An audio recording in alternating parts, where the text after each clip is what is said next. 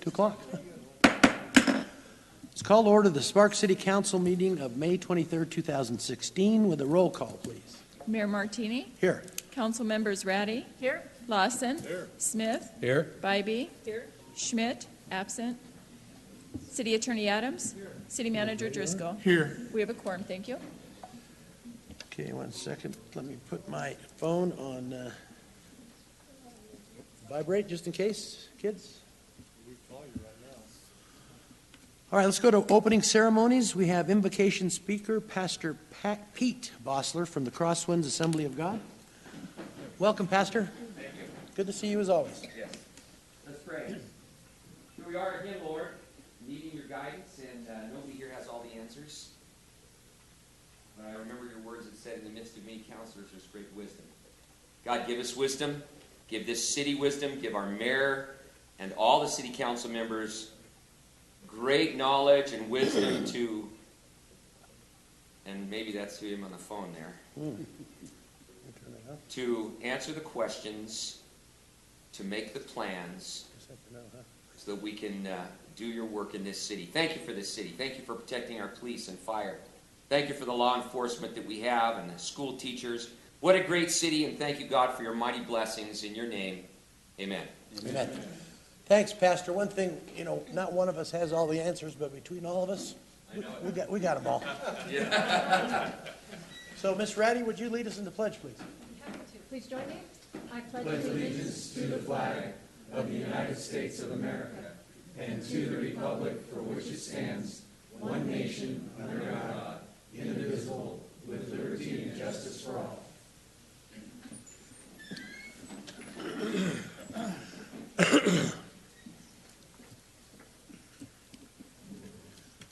Okay, next I have public comment. If you would like to make a comment under public comments, please fill out one of these cards and you can come up and talk for 3 minutes. First I have Camille Glazman and Nick Tetchker. Did I get close or not?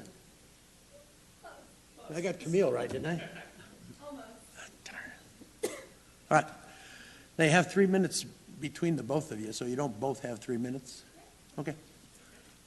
Go ahead. Have a seat. Good afternoon, council members. Thank you for having us today. My name is Nick Sheeker. The last name is a confusing spelling, so that's okay.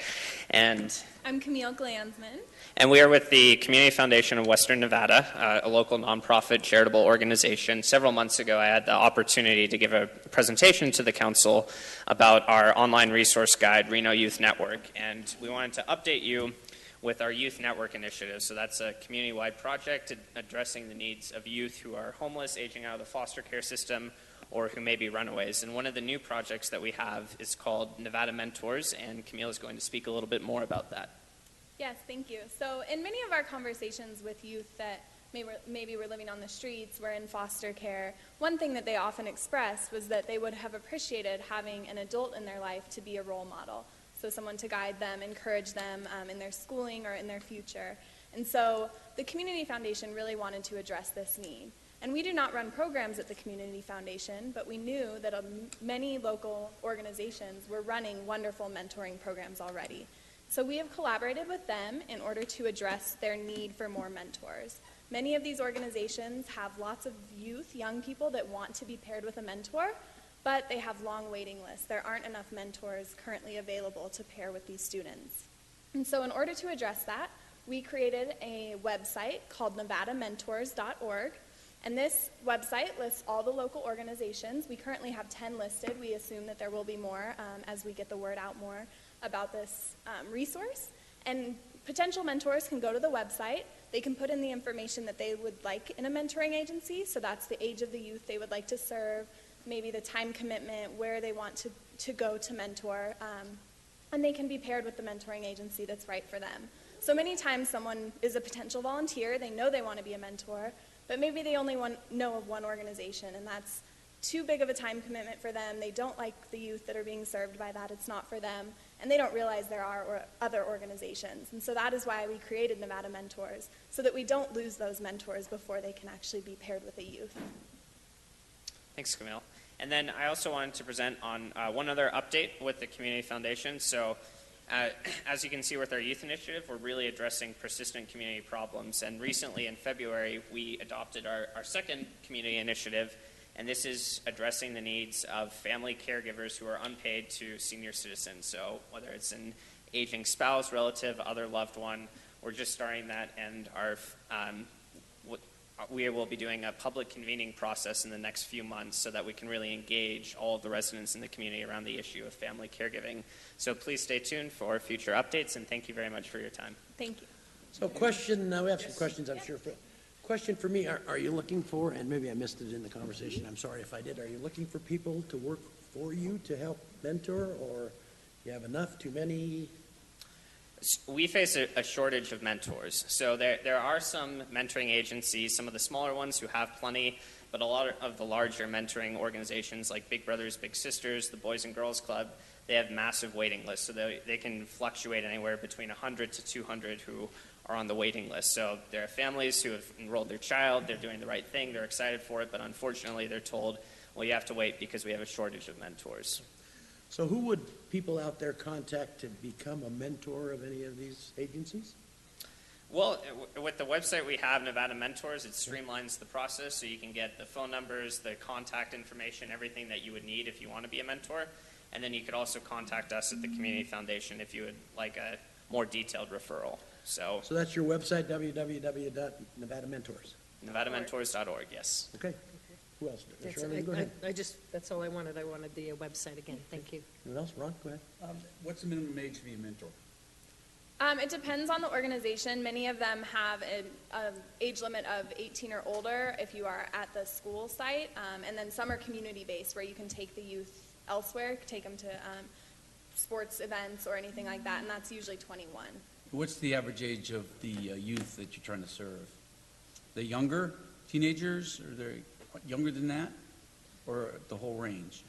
It's really the whole range. Okay. So we have about 10 programs listed on the website. So some of them are younger than 10 years old, but then there are a lot that go from around 13 to 18 years old. All right. So you want me to go to the website? Get all my questions. So do you have any for older guys like me, 70 and over? Any mentors? We watch you all the time. Not yet, That's us. but we can get creative. I could certainly use one. I know a lot of these guys up here said that, so. We all Anyway, anybody else wants to make a comment? Thank you so much. This is good stuff in our community. This is great stuff for young people that need mentors, really. I don't mean to make light of it, I'm just. Sure. But really, thank you so much for doing this. It's really a great service to our citizens, and I appreciate it, believe me. Thank you. Thank you. Thank you very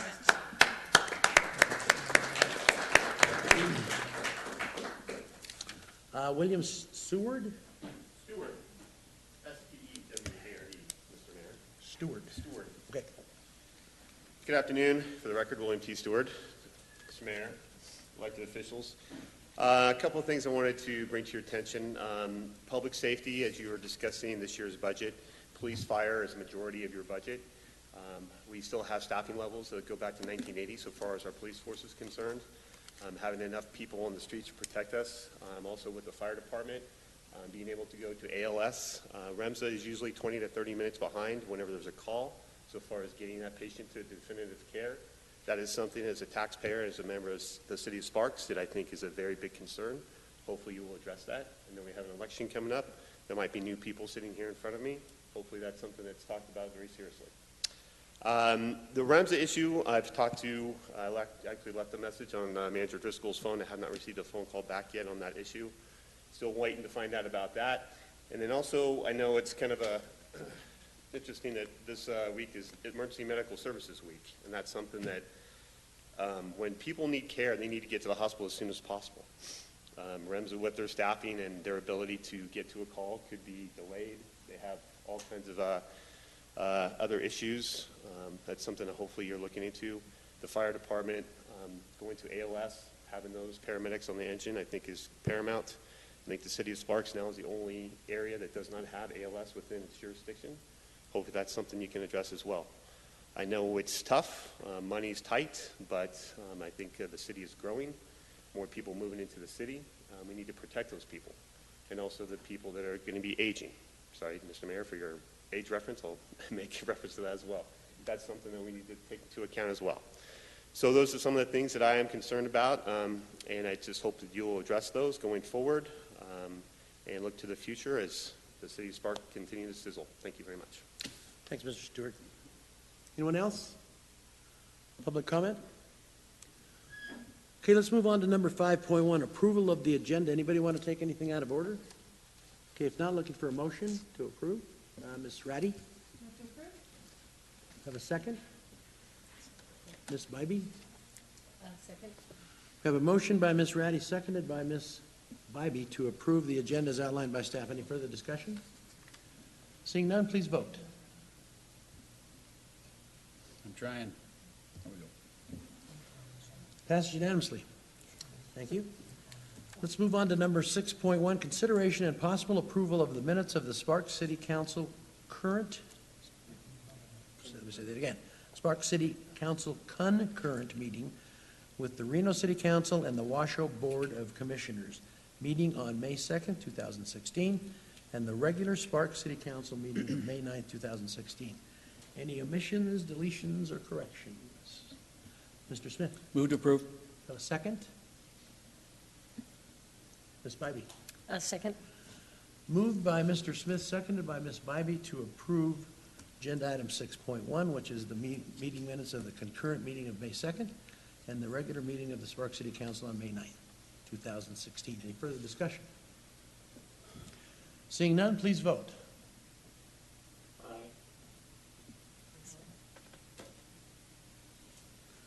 Passes unanimous. Let the record show that Mr. Schmidt has joined us on the phone. Thank you, Ron. Welcome. Glad to be here. Thank you. Okay. All right, let's move on to number 7, announcements, presentations, recognition items. First, I have a proclamation for Immigrant Heritage Month. Is someone here to accept this? Okay, then. We'll read it anyway. Okay, whereas generations of immigrants from every corner of the globe have built our country's economy and created the unique character of our nation.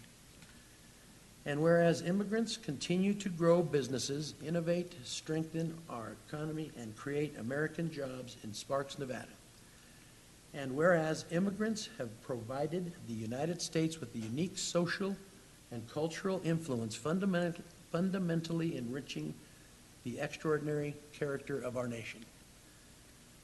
And whereas immigrants have been tireless leaders not only in securing their own rights and access to equal opportunity, but have also campaigned to create a fairer and more just society for all Americans. Whereas despite these countless contributions, the role of immigrants in building and enriching our nation has frequently been overlooked and undervalued throughout our history and continuing to the present day. Now, therefore, I, Gino R. Martini, Mayor of the City of Sparks, do hereby proclaim June 2016 as Immigrant Heritage Month. And that's it. Thank you. So, no one here to accept this? Okay, all right. Let's move on to 7.2, which is the Emergency Medical Services Week. Somebody here to accept this? All righty then, we're on a roll there, kids. Proclamation, whereas emergency medical services is a vital public service, and whereas the members of emergency medical services teams are ready to provide life-saving care to those in need 24 hours a day, 7 days a week, and whereas access to quality emergency care dramatically improves the survival and recovery rate of those who experience sudden illnesses or injury. And whereas the members of emergency medical services teams, whether career or volunteer, engage in thousands of hours of specialized training and continuing education to enhance their life-saving skills. Whereas Sparks Fire Department's REMSA and Care Flight's commitment to patient care throughout northern Nevada has been an integral factor in our community's safety, security, and success. And whereas the region is proud to have an organization such as Sparks Fire Department, REMSA, and Care Flight operating within the region to ensure the highest quality of patient care and community support. And whereas the success of Sparks Fire Department, REMSA, and Care Flight have accomplished are an indication of its employees and staff's dedication to the many communities served. And it is appropriate to recognize the value and the accomplishments of emergency medical services providers by designating Emergency Medical Services Week. Now, therefore, I, Gino R. Martini, Mayor of the City of Sparks, Nevada, do hereby proclaim May 15th to the 21st, 2016, as Emergency Medical Services Week. Thank you.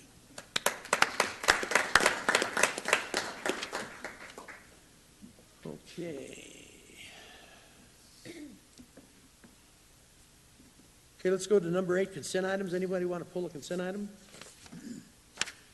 8.1 through 8.6. If not, looking for a motion. Mr. Smith? Move to approve, consent items 8.1 through 8.6. Ms. Ratty? Second. Moved by Mr. Smith, seconded by Ms. Ratty to approve consent items 8.1 through 8.6. Any further discussion? Seeing none, please vote.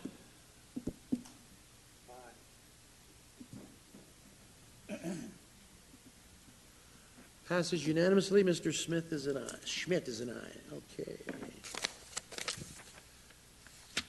Let's move on to general business. 9.1, consideration and possible direction to staff to provide additional funding for the Community Assistance Center in fiscal year 17. Mr. Kreutz.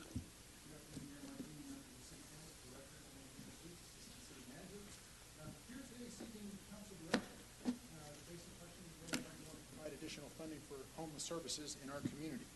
You'll recall that at the concurrent meeting on May 7th, when you just approved your minutes for, you heard an update on the Community Assistance Center, as well as a recommendation made by the Transitional Governing Board, of which Mayor Martini is our representative on that group, that recommended to award a new 3-year contract to the Volunteers of America to operate the Community Assistance Center, the overflow shelter, and to provide some additional services. Inside the scope of work that the Transitional Governing Board did consider were additional services, and if you've got some particular questions on that, Armando Ornelas will come down and help me answer those for you. But nevertheless, we are contemplating as a community going from spending about $2 million a year on the CAC to going to spend about $3 million a year on the CAC. So in round numbers, we're going up by about 50%. In looking at how to fund that additional service, the Transitional Governing Board considered two funding alternatives and settled on one where depending on how you want to look at it, you would either say they've asked each of the 3 local governments to contribute the equivalent of an additional half a penny of property tax. Right now, the 2 cities contribute a half a cent of property tax, so we would be going from a half a cent to a whole cent under that alternative. Right now, the county provides a full cent, and they would go from a cent to a cent and a half. So one way to look at that is everybody picks up another half a penny. Alternatively, you could look at it and say that you're asking the 2 cities to, in fact, double their contribution rate, going from half to a whole, where the county's only going at 50%, going from 1 to 1.5. So depending on how you want to view that, you could consider that multiple ways. Nevertheless, the Transitional Governing Board did recommend that half a penny from each of the 3 additional, from each of the 3 local governments to provide that $3 million a year to help us with additional homeless services. The other 2 agencies, the City of Reno and the Board of County Commissioners, have both taken formal action and agreed to provide the funding outlined in the option that the Transitional Governing Board has recommended for approval. So essentially, it is down to us. So what we're asking you to do today is to have a conversation, amongst yourselves and reach some sort of decision. And to help you with framing that conversation, staff did develop a total of 6 alternatives for you to consider. The first one, option 1, would be essentially the take no additional action alternative. Right now we've got the equivalent of a half a cent of property tax in our budget.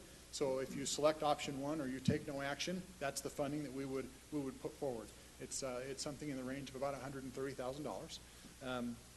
So there's option 1. Option 2 would kind of set the other bookend, if you will, and it would be to take the Transitional Governing Board's recommendation to in fact double the funding that we are putting towards those services in our community. So that would be the most expensive of the options that we've outlined. So stick with the 130 that's in our budget, or double it and go to that 264, I think is actually the number that's in the staff report.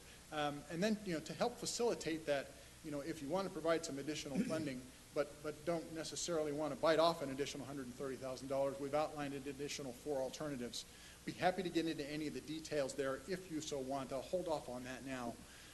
But we could look at stepping into that additional amount, maybe spread it out over a couple of years, or maybe try and have another conversation with our partners where we might share this more equally. But really, what we've tried to do is lay out the 6 options that steer you towards 3 basic questions. The first of which is, does the City Council want to increase funding for serving the homeless population in our community? And if you do, that moves you into the other options. If you don't, you either take no action or you select option 1.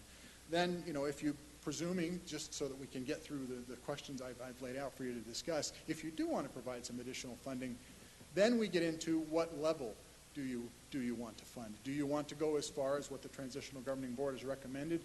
Do you want to go somewhere lower? And then, presuming that you do want to provide some additional funding, the third and final question then is, how do we want to pay for it? You've approved a tentative budget previously. You've got your final budget on the agenda for today's consideration. So there are some alternatives there that we can get into. And again, I will hold off on that until you've gotten to that point in your conversation. But to now just kind of circle back to the beginning, the basic question in front of you today is to determine whether or not you as a group want to provide additional funding for homeless services in our community. With that, I will sit back. I'm happy to take any questions that you've got, but really we're looking for further direction from the council. Okay, let me say a few things first, and then I'll call on you, Julia, next. I am on the Transitional Governing Board. I am the chairman of that board, and I apologize for one thing, that we didn't get this meeting done in time to get it to you guys much sooner than this. I tried to. We had many canceled meetings. I'm not going to point fingers at anybody that canceled meetings, except for me, I didn't. So somebody always canceled the meeting. We went on and on and on for 6 months with no meeting, and nobody thought it was important. So finally, I told the ladies over there at Reno, look, you find a meeting date, put it together. If they don't want to show up, then we'll move on. So what happens is, 11th hour, we come down with a budget that we had not seen except the Friday before, the Monday that we were scheduled to vote on this at the concurrent meeting. And to tell you the truth, I read the agenda for the concurrent meeting.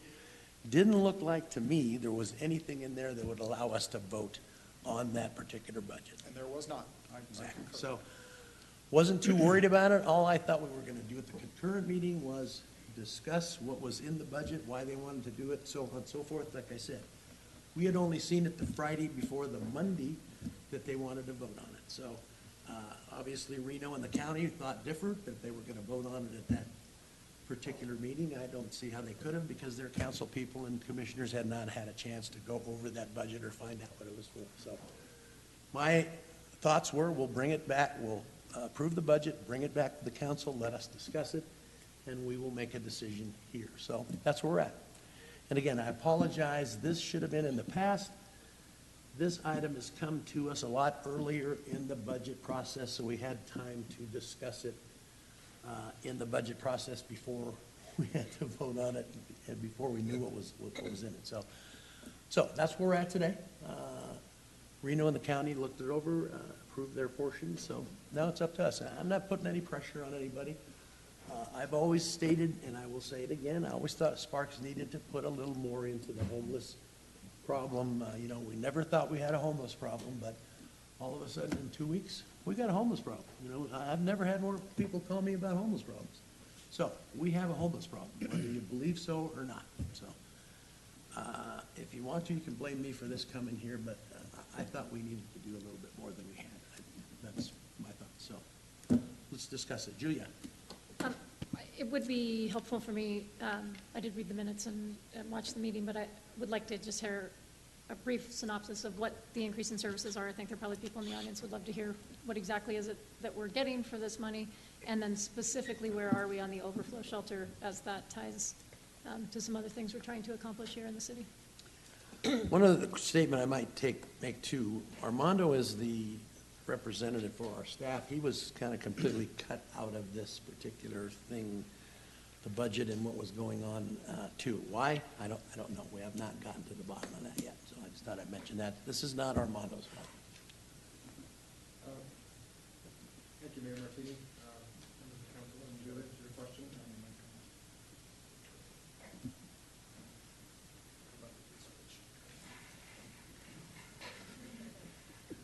Thought that would be easy. And now it's on.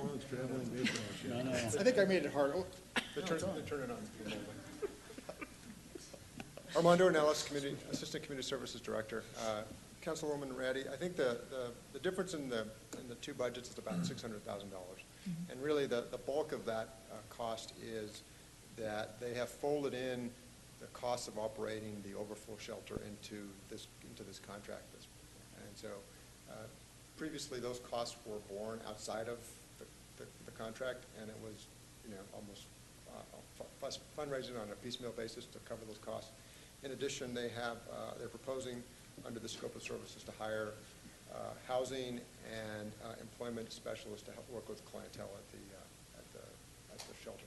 So I'm looking at current year 1.847.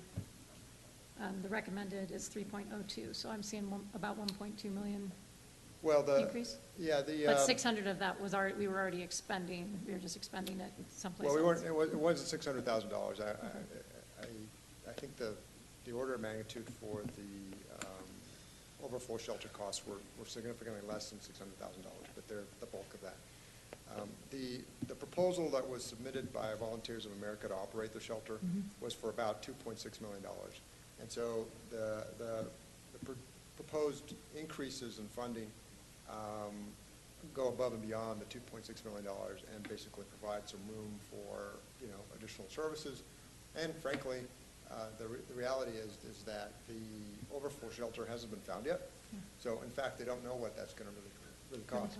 So I think VOA's proposal again was for $2.6 million. The half cent increases provide for about $3 million. And so there is some cushion, if you will, between what VOA proposed and what these additional half cents would generate. But the progress we would be making as a community is year-round overflow shelter, assuming we find a location, which I understand that's a barrier right now, but year-round overflow shelter. If you have a year-round emergency overflow shelter, that allows us to enforce the camping ban that we recently passed. That's correct. And in addition to that, some more proactive services around housing and employment, case managers for those who are looking for transition, don't want to get out of emergency housing and move to transitional or supportive housing or employment. Well, it would be for all of the clientele of both the shelters. Great, thank you. Ron Smith. Thank you, Mr. Mayor. I've been struggling with this quite a bit, and we started out our contribution was about $26,000 a year, and I think that was for phone services. Then it's gone to 132. Now they want 264. The total is over $3 million now, and something tells me within 5 years it'll be over $6 million. This is part of our problem at the river was helped along by Reno kicking everybody out of their part of the river. Now we're overloaded with them down there. But it's not their river. It's the people that live here. That's their river to use, and they haven't been able to do that. I just, like I say, I struggle with this, and I won't be able to support this. I think that we shouldn't increase our funds at all. Our budget, we've been working on that. We worked very hard to get that where we wanted to do. So to do this, we have to take money from another department. I'd rather hire another cop or another firefighter. So I'm sorry. Ms. Spivey. I think homelessness is a multifaceted problem with no simple solution. I don't have an answer. I don't think a lot of us do, even people who work in the field. It's something that has a multi-pronged approach to different degrees of homelessness, but obviously it's a real problem for us right now. The river, for me, is a huge problem. I have a close personal friend who was just out a week ago. Decided, beautiful day, she and her a friend got on their bikes and headed along the river, and she wrote me and told me how bad it was. I mean, the trash, people bathing in the river, are like Councilman Smith said. That river, and with the One River project, we're looking at trying to enhance the beauty of the Truckee River and the accessibility for all of our residents for the river. So that's where the bulk right now of our homeless issue is very visible and a very real problem, as well as the safety. The gentleman who came in here who was stabbed on the river when he was out fishing. So those are things we can't ignore. I think the cost to the city and to the taxpayers that we pay in all the costs, from policing, from the issue right now of not addressing it presents other costs that I would rather see funds used to increase, to do the overflow shelter year-round, not just in the winter. I think we need a year-round overflow. I think that it's money well spent because we can't ignore it. And as we grow and as more people come here and our population grows, and hopefully with the economy improving, not as, the homeless and people losing their homes won't be what we saw in the middle of the recession, but it's still always going to be there. And I think this program, adding the year-round, adding the component of additional social services for those that would be eligible for transitional and moving into employment is important. And I think it's important for us to address for the safety of the rest of our citizens along the river, but for the people who are homeless who are living here in Sparks, that I think the money spent there is well spent. I think we can work with it in our budget. I support us we've got to do something. We can't ignore it. It's not going to go away. And I think it's money worth spent, and hopefully looking at Crossroads is a great example. Can we expand? What can we do, whether it's us as a city or foundations or grants and other people helping expand the Crossroads program, which is one of the most successful, I think, in the country for dealing with transitioning people into that program. I was amazed at their presentation. The question I do have, so I do support, I think it's something we absolutely have to do, and we've got to act now. It's only going to get worse in the summer of more people coming onto the river and affecting the rest of our residents. But I do have a question, because some of these other options that talk about the other entities doing 50% or 60%, or how our decision today is just what we do, because haven't Reno and Washoe County already made their decision, and we can't make the decision for them. We can only decide what we're going to fund, correct? That is correct. And I prepared the staff report and the options, before the county and Reno had made their decisions, just in getting our agenda together for you. So certainly having that information, after the agenda item was written, certainly gives you a different view on the options that are laid in front of you. Yes, we're not talking about controlling what all three entities put in, just what Sparks would or would not be willing to contribute. Okay, so those decisions by Reno and the county are both a half-cent more. Yes, ma'am. So it's doubling it like it would for us. It doubles ours and it doubles the city of Reno, yes. And the county is 50%. Yes, ma'am. More yes, is where we stand today. Yes. Okay, thank you. Okay, I'm going to call on Mr. Lawson, and then I'm going to call on Mr. Schmidt if you want to say something. So first Ed, and that'll give everybody a chance to have said something. Go ahead, Ed. And then I'll call on you, Judy. This is a tough decision, although in the part that's bothering me is the county is only going up 50%, we're going up 100%, and the city of Reno is going up 100%. I had a conversation with a county commissioner last week and had a very hard time making them understand that even though they live in the city of Sparks, they're still Washoe County residents. So our city of Sparks and city of Reno people are paying twice. They're paying through the county and they're paying through the city. And this is a part of our budget. Nowhere in our charter are we required to fix homeless problems. It's all on the county. The state addresses it with the county. It's not on the city of Sparks. But with that being said, it's something we have to do. And I would just implore that in the future, Gino, that you work with the county and get them to the same funding level as everyone else. It's taking away our money for our police and fire. We had a gentleman talk about needing more police and fire. Yes, we do. But we don't also, I don't want to see somebody killed down on the river because someone's taken a vigilante effort into their hands and shot a homeless person or vice versa. And I really believe that if we don't address this problem quickly and immediately, we're going to have this issue, and I've said it many times before, and I'm going to continue to say it until we get it taken care of. So I'm going to support the increase of 100%, even though the county only did 50%. And once again, we have to explain to the county sometimes that these residents are theirs and they're ours, that they're residents of both places. So they need to fund it at the same level as everyone else. So I guess that's enough. Mr. Schmidt? Thank you, Mr. Mayor.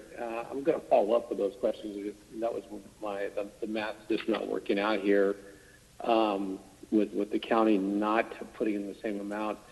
But it appears to me that with Reno's decisions and the county's decisions that the problem exceeds budget now by $300,000.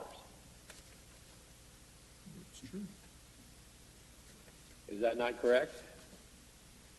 Yes, the VOA contract, 2.7 million, isn't it? Approximately, yes.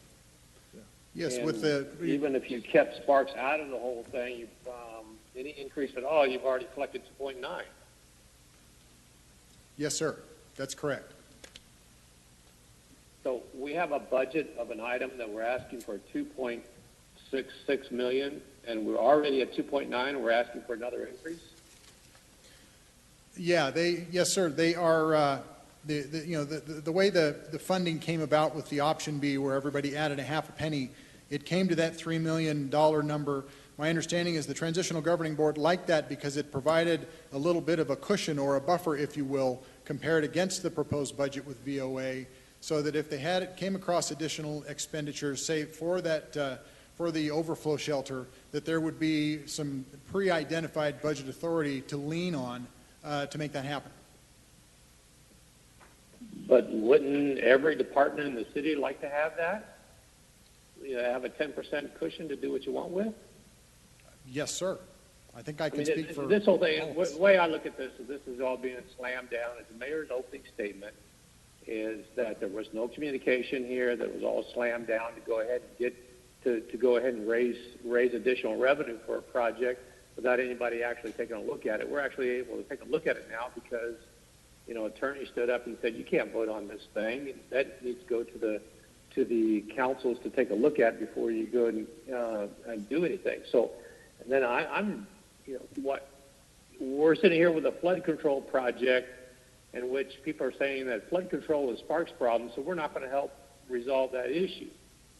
So we have the same people saying, homelessness is not a Washoe County problem, so we're only going to take 50% of our taxes on it, but we want Reno and Washoe County, or Reno and Sparks to go ahead and double the amount of money that they're putting in.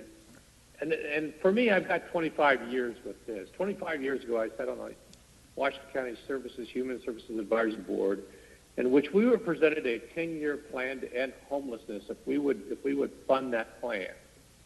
And so we did. We took money from a lot of other different agencies to fund the 10 years homeless plan in Washoe County. And since that time, I've seen $28 million spent on a homeless center. We've gone from $20,000 a year contribution to $123,000 a year. And now we're going from $20,000 to excess of $264 because we still have CDBG money that we're taking from on top of the $264. Am I correct with that, Armando? No, the 264, Councilman Schmidt, would include CDBG funds.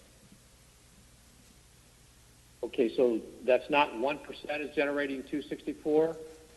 Well, the contribution is would be the equivalent of a cent, and a portion of those funds of our contribution would be from CDBG. As you may recall, we are capped at 15% of our CDBG grant can be used for public services, and so I think it's approximately $88,000 of that 264 would come from CDBG. The difference would be made up from the general fund. So how much does 1% generate then? 1% is approximately the 264. So it's the equivalent of a cent. What the sources of funding are from the jurisdiction is up to the jurisdiction. Okay, so 1% equals 264, but then we have 80,000 out of CDBG coming.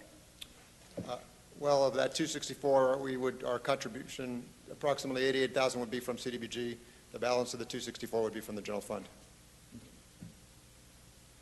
Okay, I guess this is where this needs to be laid out a little bit better because I'm even more confused now about it. Is that if we have 80,000 coming from the federal government that comes to the city of Sparks and it's a transfer, and we have a 1% property tax that's going to this, it generates No, wait a minute. The whole thing is 1%. 88 comes from CDBG, whatever the difference between 88 and 264 comes from the tax. It's 1% is 264, subtract 88 CDBG, the rest comes from a tax, not the whole thing. Forget about the 1% coming from the whole thing. Okay, so we're looking for $264,000 total, 1%. including 80,000 CDBG. That's 1 cent. And 80%, 88,000 of that 264 is CDBG money. The rest is general fund money. Yes, sir. So you add general fund, you add 88, you get 264, that's 1 cent.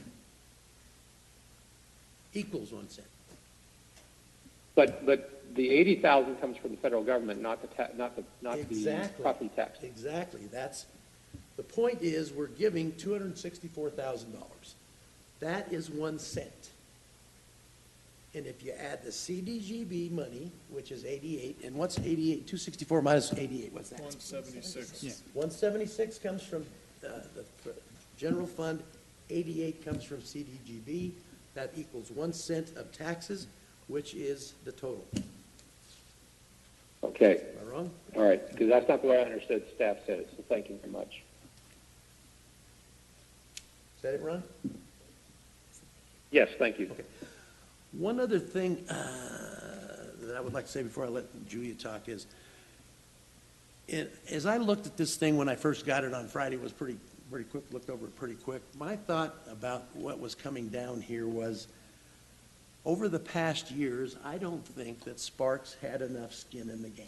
So I didn't mind putting a little more skin this time because I don't think we really did our share because nobody thought we had a homeless problem. Well, they were dreaming. Whoever was dreaming that was dreaming. We do have a homeless problem, obviously. It all happened in 2 weeks. We got a homeless problem now. So that was my thought process of letting us go up a full percent, less the half that the county's going up. Because the county had been doing much more, Reno had been doing much more than we had, I didn't think we were doing our share. Having said that, obviously the county is supposed to do all of this, are they not? This is their bailiwick, this is what they're supposed to do. But does it release us morally from helping people that are on the river? We can't move them off of the river. What are we going to do? Let them stay there forever? The money we're going to put in this time won't solve the whole thing, folks. Believe me, we're never going to get rid of homeless people. It's not going to happen. There's too many of them that want to be homeless. But, we're going to have to keep looking at this problem and trying to help them out and try to keep as many of them as we can off the river. Go ahead, Julia. Thank you, Mayor. So a couple things. I have been at it for 25 years as well. I think Ron and I were in a lot of those Human Services Advisory Board meetings together. We spent hours together in those meetings.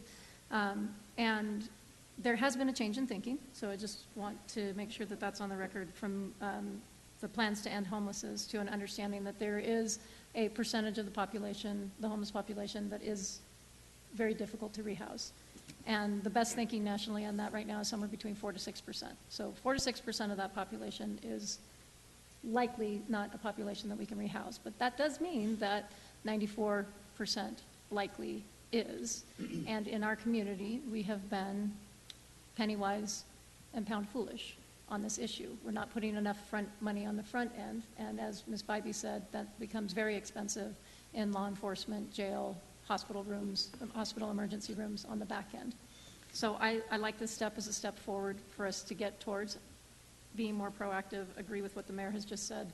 This isn't going to even come close to solving the problem, but it will get us to two critical things. So I sit on the One River Plan Social Services Subcommittee, and that subcommittee is recommending a three-pronged approach to make a difference on the river specifically, which is where we're seeing the worst of our homeless problems. That three-pronged approach includes increased regional cooperation, which I know the city manager has been working on making sure that we are a more included partner, if you will, in the processes moving forward.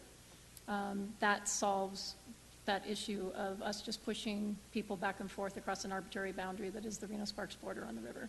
Really, the river is a corridor. People don't care if they're in Reno or they're in Sparks when they're down there looking for someplace to sleep. The second is housing, and we have a huge need for emergency housing, which is the housing where I can just go for one night when I need a place to stay, and transitional housing. This solves the emergency housing piece by getting us to a year-round overflow shelter. And the third is wraparound supportive services.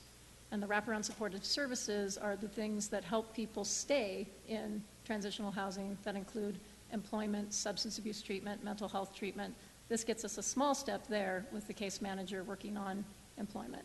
So trying to bring the professionalism of how do we address homelessness. That's how you solve the problem on the river. And we can send our police down there over and over again and push people out, but they're just going to come right back, or they're going to start popping up. I just had a conversation with the folks from the Grand Sierra Resort. They're not real happy because guess where it's showing up? It's showing up in their parking lot now. So we can push people around arbitrary boundaries, but at the end of the day, if we don't address the issue, we don't solve the problem. So I'm going to go ahead and make a motion to approve option B, which is the highlighted option on the report. It is also the recommendation from the governing board to add that additional funding of $264,000 total for the Community Assistance Center in fiscal year 17. Do you have a second, Ms. Bybee? Second. Okay, we have a motion, excuse me, we have a motion by Ms. Ratty, seconded by Ms. Bybee. Any discussion? Mr. Smith? Thank you, Mr. Mayor. Does the motion need to address where we're going to take the money from, or is that in another item? I would recommend that you do consider that, and I would be prepared to. We've got to decide where we're going to take the money from, and just, you know, an added comment from me, because I'm not against the homeless people. I'm really not, but money is not the answer. We seem to throw, as a society, we throw money at everything and think that'll fix it and that'll be the end of it.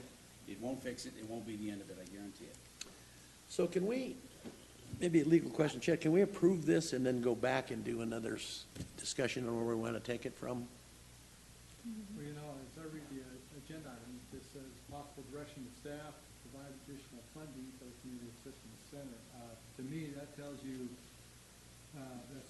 that tells me anyway, that you're giving direction to staff on this funding and where this additional funding should come from. Okay. Right now. And yeah, that's the way I read it. So Okay. as the maker of the motion, I would accept an amendment to that motion to include that the funding should first come from CDBG sources, max out our CDBG sources to the level that we're able, and then follow it up with general fund. Go ahead. I would offer to carry it one step further, and that is that you leave to the discretion of the city manager how he fills that balance of general fund money. Okay. Is it new tax receipts, which are, you know, the likelihood is very slim? Is it contingency? Is it holding off on some new needs to create that additional $141,000 we need to fill this bucket you're asking us to fill? I would add to the discretion of the city manager to fill the. Seconder, okay with that? Yes. Okay, so we have another motion amended. Everyone understand it? Discussion, Mr. Smith. Thank you. I almost forgot what I wanted to say, but general fund means it's coming from somebody else. General fund means nothing in this motion. It's got to come from another department. So it's the motion to have and we're supposed to approve the budget today. Yes, sir. We won't be able to do that today. Actually, we would recommend that you not change your budget today, but again, in leaving, you know, the flexibility of the budget to the manager, you know, he can decide, is it some contingency money he wants to lean into? Is it some new needs? And then if so, which new needs? We're, as your staff, recommending that you leave that level of decision-making to the manager. So, and I know it's another issue, so you're asking us to approve the budget as is and then go in and change it. He will move things around. We're not asking you to change, we're just Well, approving. the motion is to give you direction to do that.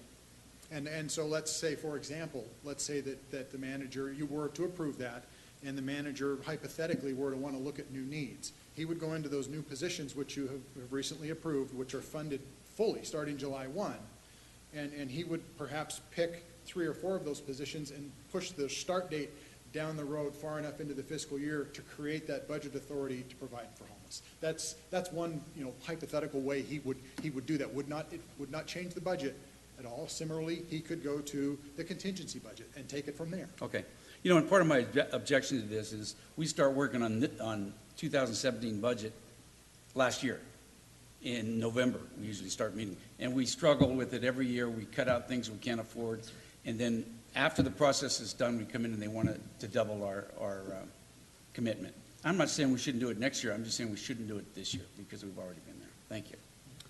Yeah, and again, I will, as the chairman. I'm not blaming you, Mr. Mayor.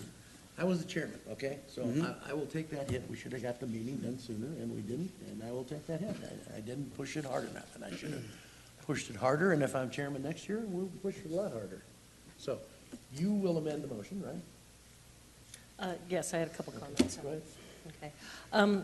I feel comfortable with the amended motion, and I feel comfortable with allowing the city manager to use his discretion wherever he deems it the best place for us to find the funds for this, and I trust his judgment to do that, so I have no issue with that.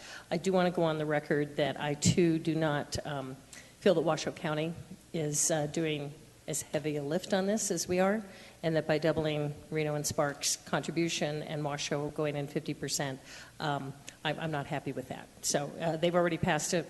That's their decision, but I just want to go on the record that I do not support what Washoe County did and wish they would step in, and they are the social services provider for Washoe County. We do no social services as a city. It's not our responsibility, but this is something that is. And so I have no problem with us approving this, letting the manager decide where that money comes from, and I do approve the amended motion by Councilwoman Reddy. Okay, we're not done yet, kids. Mr. Adams. Thank you. The problem that I have with this, in light of the fact that the budget has come up, is that what you've essentially done is created a whole new line item and given the city manager the discretion to fund that line item. The problem that you may encounter is that the city manager, in his discretion, may not be able to find sufficient funds to meet what the city council is ordering him to do tonight. So I think the appropriate motion would be to fund up to a given amount. And I'm no expert on Nevada law when it comes to budgets. But I do think that what you're essentially doing is you're creating a new line item for a program that really there's no definition for. I mean, if I were to ask the city council members to give me a definition of what is homeless, I would come up with 4 or 5 different definitions. So we have this abstract social issue out there that we're directing the city manager to somehow find money for. And I don't know if that comports with Nevada law as far as the budget goes. And secondly, I do think that what you've done is created a whole new line item. Don't we already have the line item here? Effectively, we do. Right now, we've got $123,000 in our budget for adding to it. CAC operations. 88 of that, in round numbers, is set up to come from the CDBG program. The remaining, I'm going to get the number right, but it's in that $35,000 to $40,000 range, is already identified as a general fund expenditure. And what we are talking about here in concept is growing that from that 35 to 40 to that 180 number. And where does that come from? It would come from realistically 2 possible sources, one being contingency and the other holding off on filling new needs to then transfer that budget authority into that line item. And I agree, but We do that all the time. all right, that's if the CEO says the CFO says that's fine, then that's fine with me. Jeff Kronk, Financial Services Director, that's fine. So we do that routinely. The city finances aren't done in a vacuum. So really, when we're presenting a budget, it's a snapshot in time, if you will. And as we all know, things happen throughout the year, and there's built-in flexibility within state law that allows us to adjust line items within our budget. So depending on how the city manager and his team wants to, or where I should say, come up with the funding. So say it's if in one of the new needs that were identified in the previous workshops.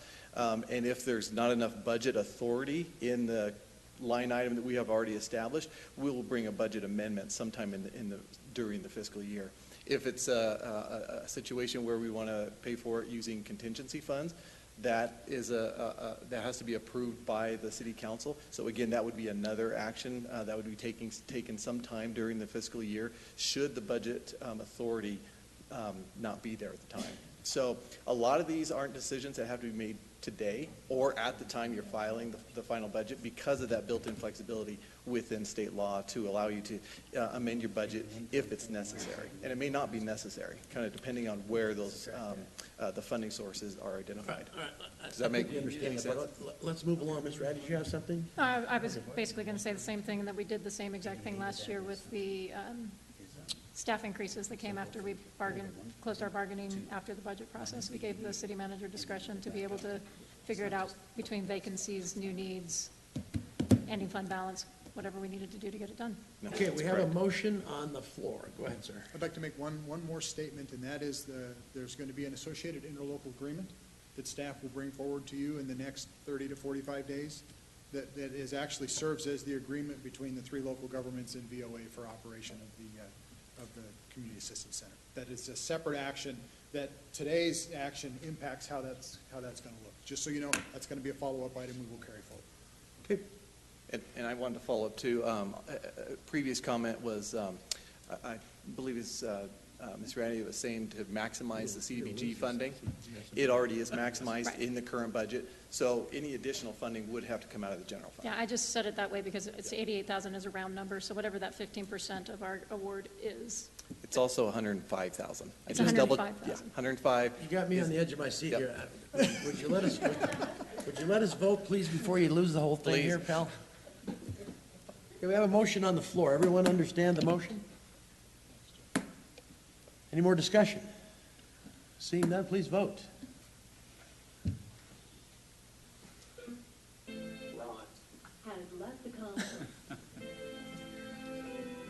Another fine mess. You couldn't. Okay, go ahead and display. Mr. Schmidt is not voting. So it passes 3-1. Is that one abstention? Okay.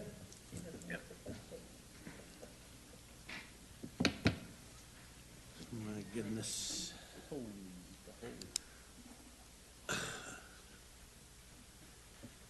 Okay, kids, government at its best here. Yeah. 9.2. You gotta follow this, Rocky. Sorry. Here's where we get our money back, Rocky. 9.2, discussion of possible approval of contract AC 5245 with Carrera Nevada LLC for the state lobbying services in the amount of $64,500, not to exceed $72,500. Mr. Mayberry, go ahead. Thank you. Good afternoon, Mr. Mayor, council members, Manager Driscoll, Mr. Adams. I'm Adam Mayberry, your Community Relations Manager, for the record. Item 9.2 and the following two items on your agenda are from your Legislative Affairs team. Mayor Martini, Councilwoman Ratty, and Mr. Driscoll serve on the Legislative Affairs team along with support from myself and our contracted lobbyists, which while we may be several months away from the legislative session, this is a time when we begin to gear up and begin to prepare. We will see bill draft requests as early as July coming through, which leads me to item 9.2, consideration of possible contract approval with Carrera Nevada for government affairs and lobbying services for the 79th session of the Nevada Legislature. We've partnered with Carrera Nevada since 2006 on different levels for state legislative affairs support. They've proven over the years to be a great asset to our legislative efforts, and they're very aware of our needs. The contract before you provides for assistance during the interim period and for day-to-day operations of state legislative activities during the legislature while still providing some strategic guidance to city staff. One of the benefits of partnering with Carrera is their relationship with key legislators, particularly in southern Nevada. Your staff typically assures that we have a close ties to our northern legislators, but Carrera's presence in southern Nevada brings some balance to that equation, and most legislative leadership these days is in southern Nevada. Carrera supports us during the interim and helps us prepare as we lead up to the session in February 2017. Contract amount is $64,500. effective July 1 of 2016 through July 30th of 2017. We also have a contingency of up to $8,000 as part of the contract that has to be agreed by both parties should we have to dip into that. It's intended for the unexpected event that may require Carrera to use additional resources. We had the same provision in 2015 that we did not have to use. So Carrera's president, Rocky Finstead, is here today along with his vice president, Jenny Reese. They can answer any questions. Those conclude my formal remarks, Mr. Mayor. Question, Mr. Smith. Thank you, Mr. Mayor. You know, Carrera stepped up to the plate during the recession and lowered their fees way down. We really were paying them nothing to represent us, and they didn't change the representation. They did a good job. So, thank you. If there's some more conversation, otherwise, I'm in favor of this contract. Thank you, Spivey. I just had a question. It's the budget status is over budget. Are we only budgeted originally for the 64? No, I believe that's because we budgeted, this is effective the new fiscal year, and I believe the system doesn't account for that, if I understand it correctly. So that's what you're seeing is an anomaly. We have the funds budgeted in the new fiscal year budget. Okay, so it is already budgeted. I'm just looking to see if we have to come up with some more money out of the general fund today. Okay. Okay, thank you. Anyone else questions? Okay, these folks have done a great job. I've worked with a lot of different ones, and this has been the best crew we've worked with. They've given us the best service, and we've gotten the most out of our lobbying than we ever have. Plus, they keep me out of there out of there as much as they can. Thank you. Motion, Mr. Smith. Okay, I move to approve contract AC-5245 with Carrera Nevada LLC for state legislative and lobbying services in the amount of $64,500, not to exceed $72,500. Ms. Ratty. Second the motion with the comment that being a member of the Government Affairs Committee, the working relationship with the firm is just fabulous, and really am appreciative of them.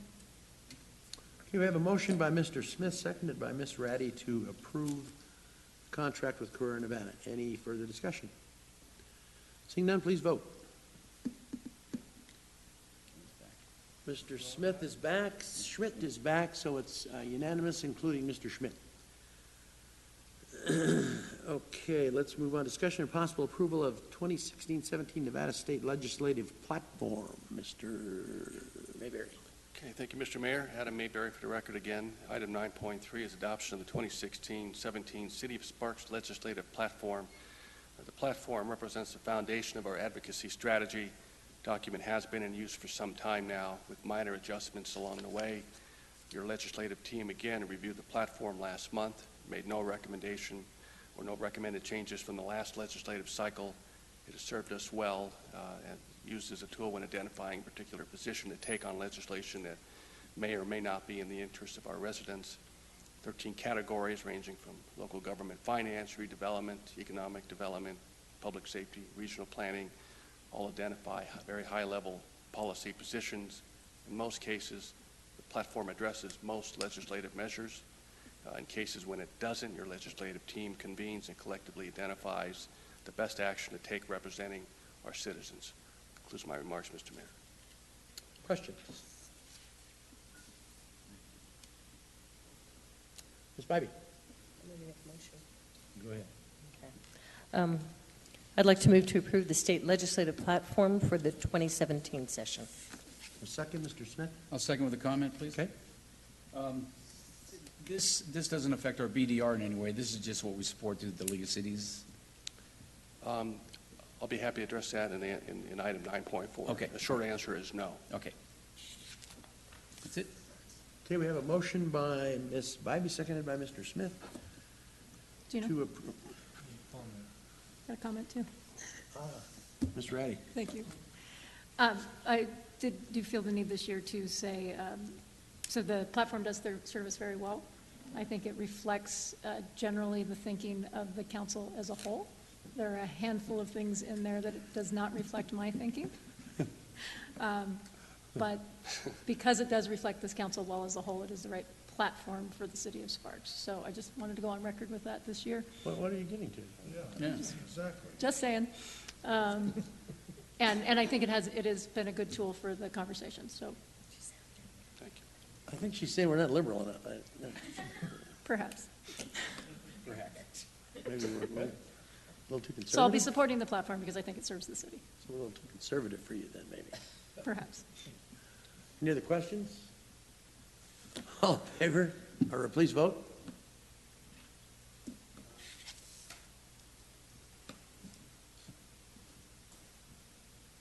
Passes unanimously, huh?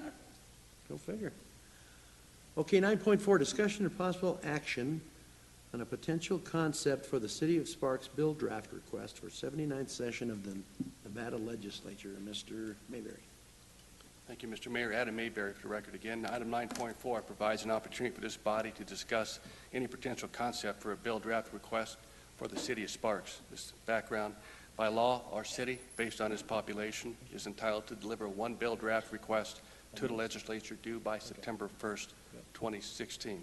As you can see from the staff report, there have been many times when this body has chosen not to utilize a BDR.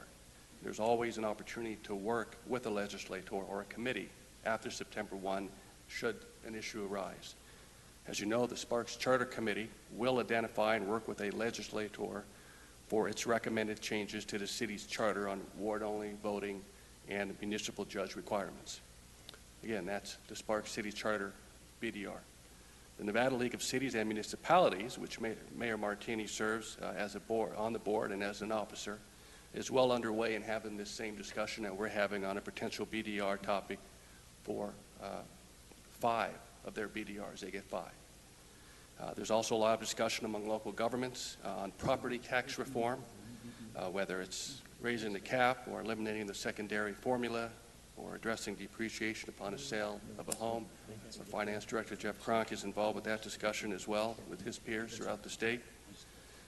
Your staff recommends that any BDR topic we bring forth be one that is specific to our city as possible. Depending on your action today, the legislative team will convene in the next few weeks to review any potential city BDR concepts, and then we'll return to the council for approval if there is a recommendation from the legislative team. That concludes my remarks. Yeah, I had Mr. Lawson. Okay, Mr. Smith. You said the Charter Committee's BDR, they don't have a BDR, do they? They'll just grab a legislator. That's a better way to define that. That's correct. Okay, the Sparks Charter Committee does not have an assigned BDR, but they have, as you know, made recommendations to the city charter, and so they will begin to search for a legislator to carry that change. And then you're just asking us to accept your report and give you a direction on the BDR down the line? Yeah, this is really the first opportunity to discuss any potential BDR topics. There may not be any. We will convene as a team and shortly, and we may bring forward something later. Okay. But As we I want to make sure. recall, last year, we always had this as an issue on the agenda, so if there was somebody that had something they wanted to propose as a BDR, then we could do it. Isn't that the way we did it, or not? Yeah. Okay, so this agenda item will be on there every month, or every two times a month. So if you come up with something that you want to do as a BDR, we can discuss it at that particular meeting and decide on it then. Okay, good. Charlie, go ahead. I just wanted a clarification. So the BDRs are due by September 1st? Correct. And so traditionally, we've always had something in the can, so to speak, by the end of July, because there's some back work that staff has to do to file for that. So it would be our recommendation that generally right around the end of July that we really begin to tighten that up. And again, there's no requirement that we have to use our sole BDR, but we want to have this public discussion now, and we'll continue to do that. Okay. Does that answer your question? Thank you. Let me make one point. I don't know if this is the legal way to do it or not, but if you have an idea for a BDR, maybe before we waste a lot of time on it, we should talk to Carrera and see if there's any appetite. Can we do that one-on-one with them? Say again? You can talk to me. Okay, You know, all right. we'll That way start we'll that. know that it's dead at the post and we don't have to do anything with it, because we've been down that road before. So, okay, anyone else? Ms. Ratty? Just to echo what Mr. Mayberry said, and the approach I think the government affairs team supports, the League of Cities is carrying anything that affects all cities. So we would encourage you that if you are going to bring a bill draft idea forward, that it is something that is particularly specific to the city of Sparks. We don't necessarily want to be out there being the champion for something for all cities, because there's another avenue that's likely to be more successful to do that. This really would be something particular to Sparks, and I think that's why we haven't had a bill draft for the last several sessions, is we haven't really found anything that wasn't covered under the work that the mayor does with the League of Cities or something else. Plus, if it goes down in flames, we don't want to be by ourselves, do we? Burn one, burn all. Yeah. Any other questions? Okay, looking for a motion. Yes, go ahead, Ron. I'm sorry. Sorry for that. Was trying to look at the agenda and figure out where I could go ahead and just bring this topic on up, and it's not necessarily has to do with the BDR. For something that's on the table. It's more to try to figure out what's going on, you know. And Adam, last week we received an email from Finance Director Jeff in regards to a mistake that was done by the state of Nevada when it comes to the reimbursements of local governments for their car registration fees.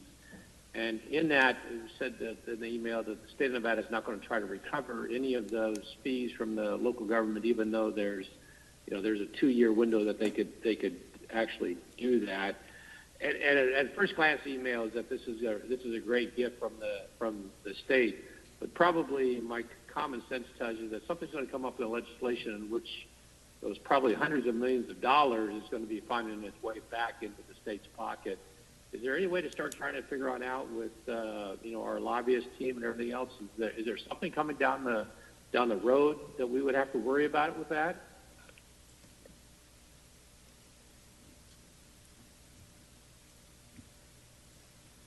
Any ideas, Rocky? Hold on, we're getting the expertise that's coming to the microphone. I guess I'm just looking to start doing some background research and find out what's going on at the state level, because I have a feeling this is coming up. Okay, Rocky's at the microphone now. Go ahead, Rocky. Rocky Fenseth with Career Nevada for the record. Councilman, we're happy to chat with Adam. We're happy to chat with legislative leadership. I'm not familiar with the email that you're referring to, but I'll get up to speed on it pretty quickly. And we're happy to talk to legislative leadership and see if something is. Okay. So you can monitor that if something comes up. Happy to. Okay, you okay with that, Ron? Yes, sir. Thank you. Okay, thank you. Okay, anyone else? Motion, Mr. Smith? Yeah, I'll make a motion with a comment. I want to thank Rocky and his team for all the work you've done over the years, and then, of course, our legislative team, Councilwoman Roddy, Mayor Martini, and Steve Driscoll. So thank you for the efforts. It's really helped us. We went in a good direction when we hired you guys several years ago. I move to accept the report with the direction of looking in the future for BDR for the city. Mr. Bybee. Second. Moved by Councilman Smith, seconded by Councilwoman Bybee to approve agenda item 9.4. Any further discussion? Seeing none, please vote. Ron? Aye. Aye. Thank you. Passes unanimously. Thank you all. No, thank you. Okay, 9.5, pursuant to NRS 241.033 and City Manager's Employment Agreement, a review by City Council or City Manager Stephen Driscoll's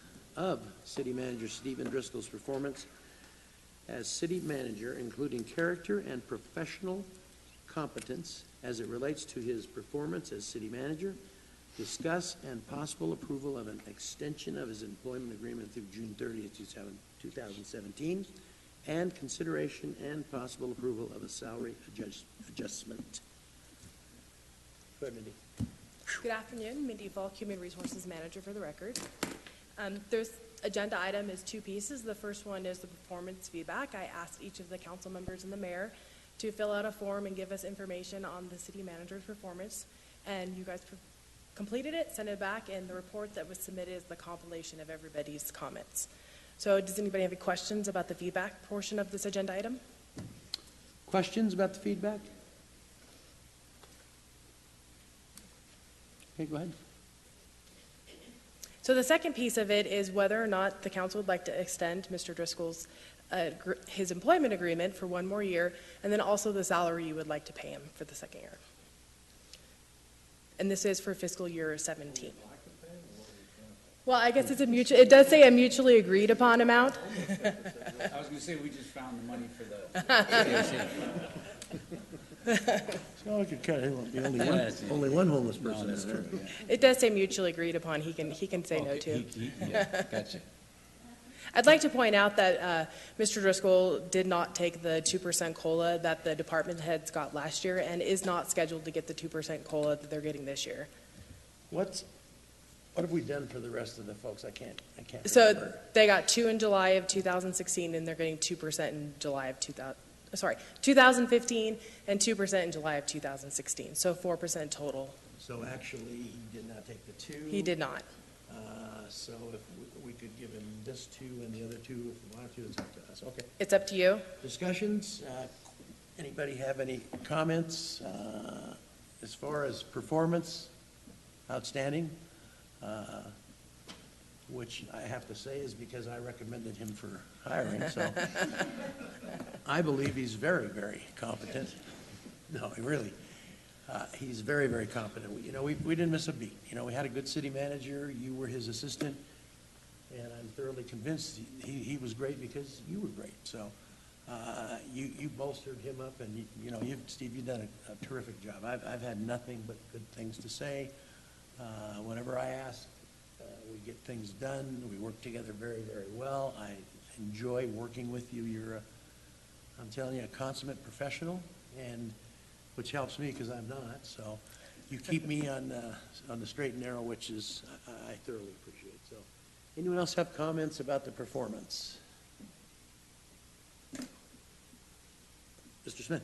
Well, I sent my comments in, and actually, I think one of the hardest jobs we have is not the hardest job, but to review the city managers or people in public. So I prefer the way we do it now. And you can see the comments that were made. Steve, I think you've been doing a great job. Even though he recommended you, I made the motion. He can't vote, so you need to look at me when that happens. Okay. I'm ready to make a motion. Okay. Let's go for it. Sure. Charlie, go ahead. I submitted my survey also, so my recommendations obviously are to recommend that I support keeping him. And the question that I do have, if we looked at the COLA that he did not receive last year, you'd be looking at 2% and an additional 2% this year. How does that fit into our budget? Since we're talking about general fund in our budget, is it in the budget or would it have to come from somewhere else? I did ask that question, and they did not budget it because I didn't have any idea which direction you were going. So as the finance director said, they take a snapshot in time, and so they did not budget a COLA or an increase, for the city manager.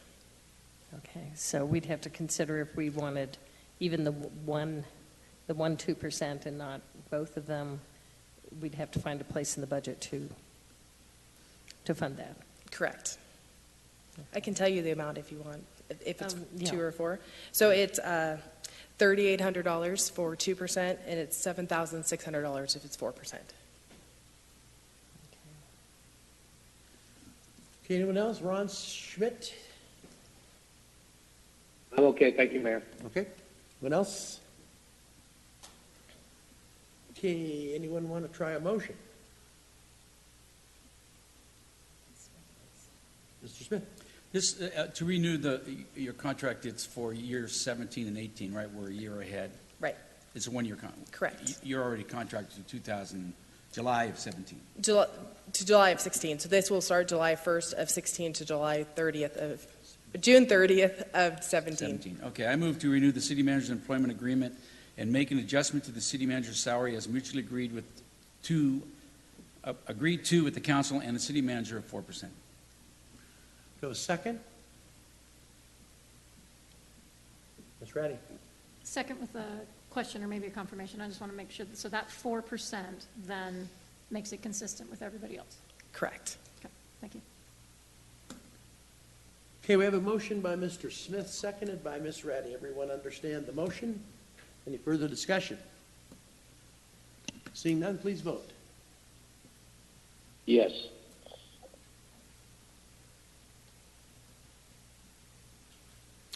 Passes unanimously. Congratulations, sir. Good job.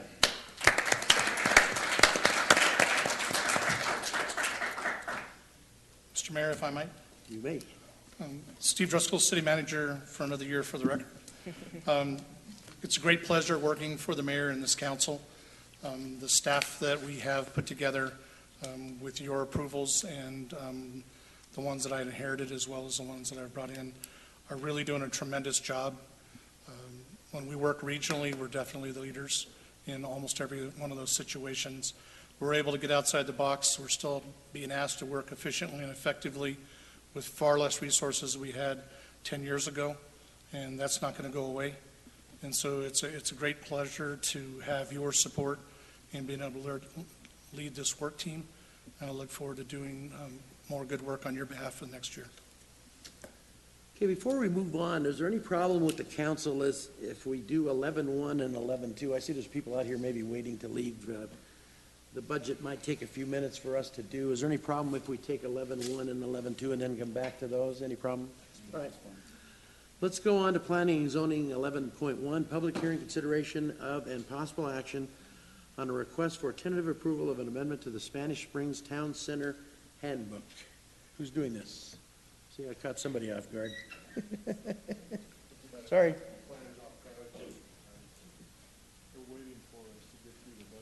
Exactly. Probably watching you on television. They're probably in there sleeping, so they figure it'd be another half an hour. Millions of people watching this. Sorry about that, Armando. It's okay. Should have let you know. Item 11.1 is basically amendments to the Spanish Springs Town Center. This is a request for tentative approval. The final handbook will have to come back to you for final approval. As you may recall, there's a two-step process, so we'll let the planning professionals take over. Good job. The way to fill the We were time. listening, so. Thanks, Karen. I'm sorry about that. I apologize. Let's see, where's my map? Did you put it on here? Okay. Good afternoon, City Council, Mayor. I'm Karen Malby, Development Services Manager. Before you today is a request for tentative approval of an amendment to the Spanish Springs Town Center Handbook, which is a plan development. They want to revise the development standards to allow mini warehouse use on approximately 42 acres in size. The property is zoned New Urban District. It's located at 4988 Galleria. On February 25th in 2005, City Council approved this plan development handbook. On this exhibit here, it's this property here, and then also this segment over here. On the western portion, as I call it, that's pretty much developed out. This portion they are finishing. The piece here that's highlighted in cyan is the piece where they want to put the mini warehouse project. On February 14th in 2008, the City Council approved a tentative and final amendment to this handbook to allow for lodging and 24-hour uses. This is the second amendment request for this handbook, and it is to add a new use in the land use table, and it's only to be allowed in this portion here. In the handbook, they have these long names, and this one is called RCS02, and that is the section that only the mini warehouse would be allowed in the RCS02. It's a cumbersome name. This, as presented in the handbook, the handbook came in with a 16-foot wall along the south property line for the mini warehouses. When the public notice went out for the Planning Commission hearing, I received numerous phone calls and emails regarding concern that they didn't want a 16-foot wall right on that property line, particularly from Desert Homes. Desert Wind Homes. I'm sorry, forgetting the name. Anyway, prior to Planning Commission, the applicant met with the developer, and they worked out some language to change the handbook, and I'll discuss that in a minute. The applicant made a compromise with the neighbors in changing the plans. So on April 21st, 2016, at the Planning Commission approved the amended pages, which are being presented to you today. I have attached that to my staff report as a separate exhibit, so you can see specifically what the amended pages are. There's like 13 pages that they are amending in this handbook, and that includes the new language, which I'll discuss in a minute. This request is to amend the Spanish Springs Town Handbook to allow the use of a mini warehouse as a permitted use on the RCS02 land use designation. This would be the only land use designation that mini warehouse could be allowed, and it's only located on this eastern portion of the property. In Chapter 2 of that Development Standards Handbook, under Section 5, or V, Architecture, there is a new section that they've added, which are the development standards for the construction and operation of the mini warehouses, if it would be built. As a result of the applicant's meeting with the neighbors, the design of the project has been changed to require that there will be a minimum of a 20-foot setback from the south property line, and the maximum height of the wall along that south property line would be 10 feet as opposed to 16 feet. This 20-foot of area then would be fully landscaped with trees and also gated off, so that the only people that could have access to that area would be the maintenance people for the mini warehouses. Because one of the concerns I had is we didn't want to create a canvas for graffiti on that south wall. So they are going to gate that off, and the only people that would have access would be the maintenance people or the staff at the mini warehouse. And these corrected pages, as I said, are reflected in the handbook that's been attached to my staff report.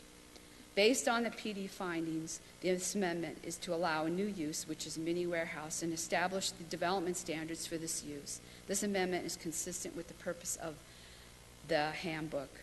The addition of the mini warehouse use does not depart from zoning or subdivision regulations that would otherwise be applicable to the property. It will not change the previously approved ratio of residential to non-residential, particularly because there is no residential in this handbook. It will not change the previously approved open space requirements or maintenance provisions in this plan development. The development standards require that the mini warehouse project provide a minimum of 10% landscaping, plus there'll be the 20-foot landscaping along the south property line to buffer the project from the neighboring residential lots to the south here. The handbook is handbook's provisions for public services and utilities and for the amenities of light and air, recreation, and visual enjoyment will not be impaired by the alteration of the addition of the mini warehouses to this as a permitted use in the land use table in the handbook. And any impacts related to the vehicular traffic noise from the mini warehouse will be addressed with the development application when it is reviewed.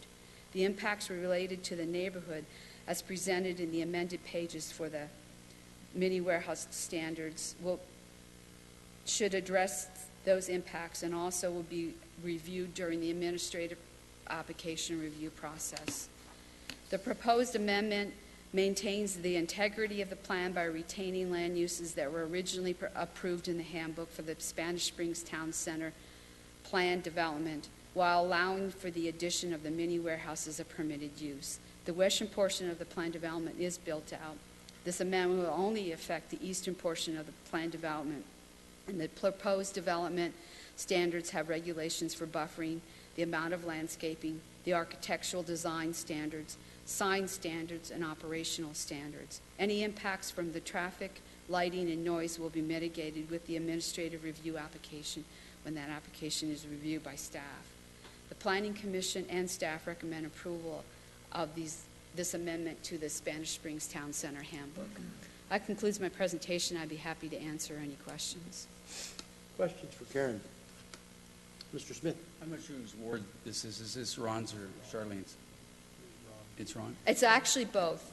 It's Charlene's and, Ron's, and because this property is split, the ward actually goes down Los Altos.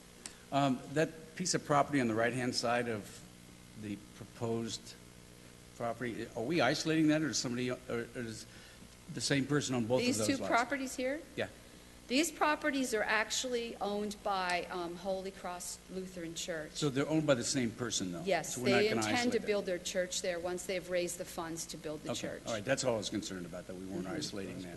They were they were the church that was eliminated by the widening of Pyramid Highway. You had to say that, didn't you? Yeah. Sorry. They were relocated, just to be clear. Yeah, they're in a temporary location until they can raise the funds to build their new church. Holy Cross wasn't relocated. Holy Cross is on Pyramid.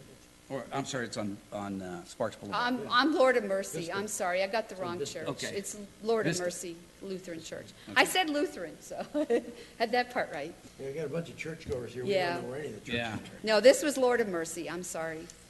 I had the wrong Lutheran church. I'm done. That's my questions. Charlene, right? We have to open the public hearing. Anyone Sorry. else? Okay, this is a public hearing. I'll open to the public. Anyone want to speak to this particular agenda item?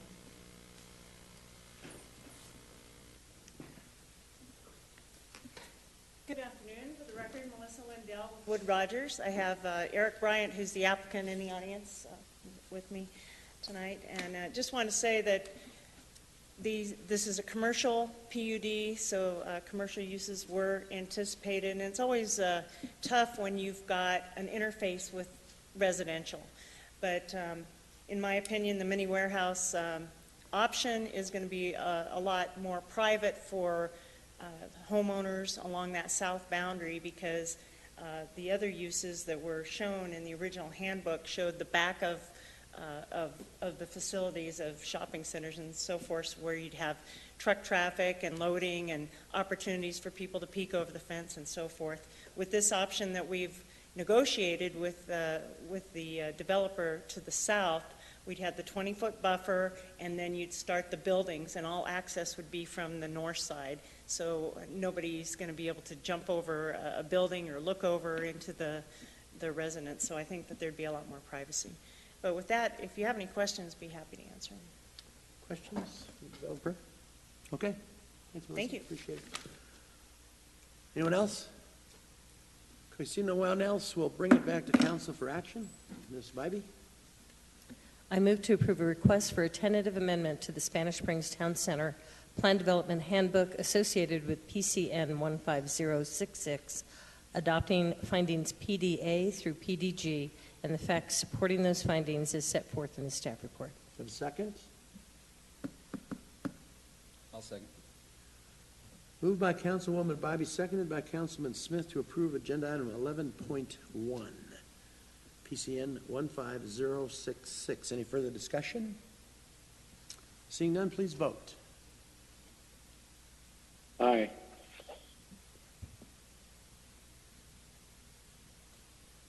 Okay, display please. Mr. Schmidt voted aye. Passed unanimously. Thank you.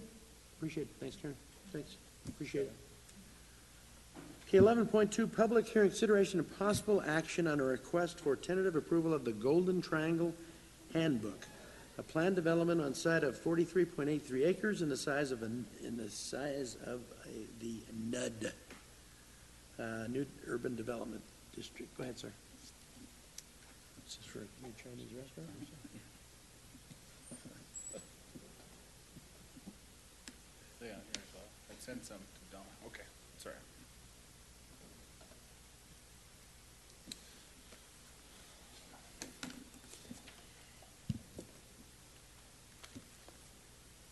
All right, so Ian Creighton, City Senior Planner, Mr. Mayor, members of the council.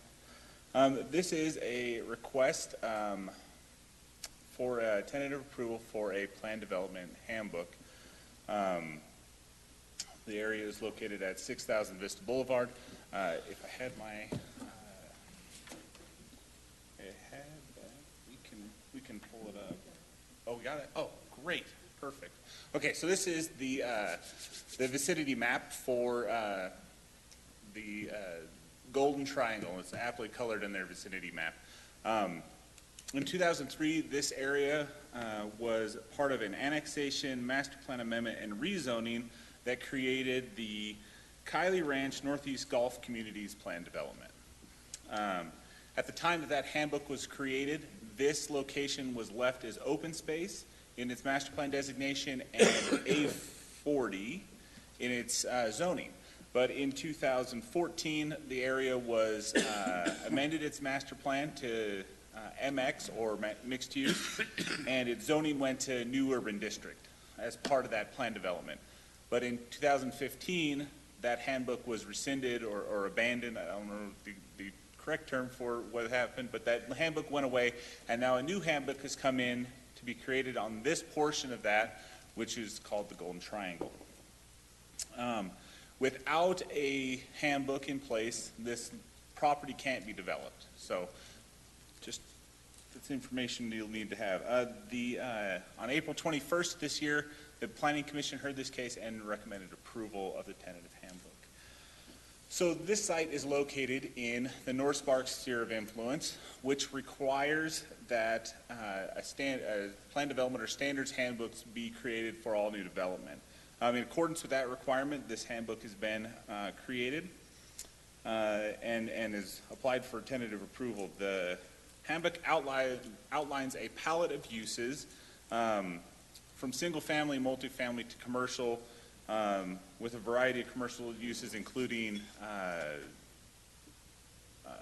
mini storage or mini warehouse. The handbook does not dictate the specific mix of those uses, and will rely on a few different factors, market demand being one of them, but also developer experience and expertise, as well as their preference to develop which of the different land uses available will develop first and in what quantities. There have been set maximum amounts for each development type, and just to give you an idea what those are, it would be if the site were to develop fully as single family, they'd be able to develop a total of 361 homes.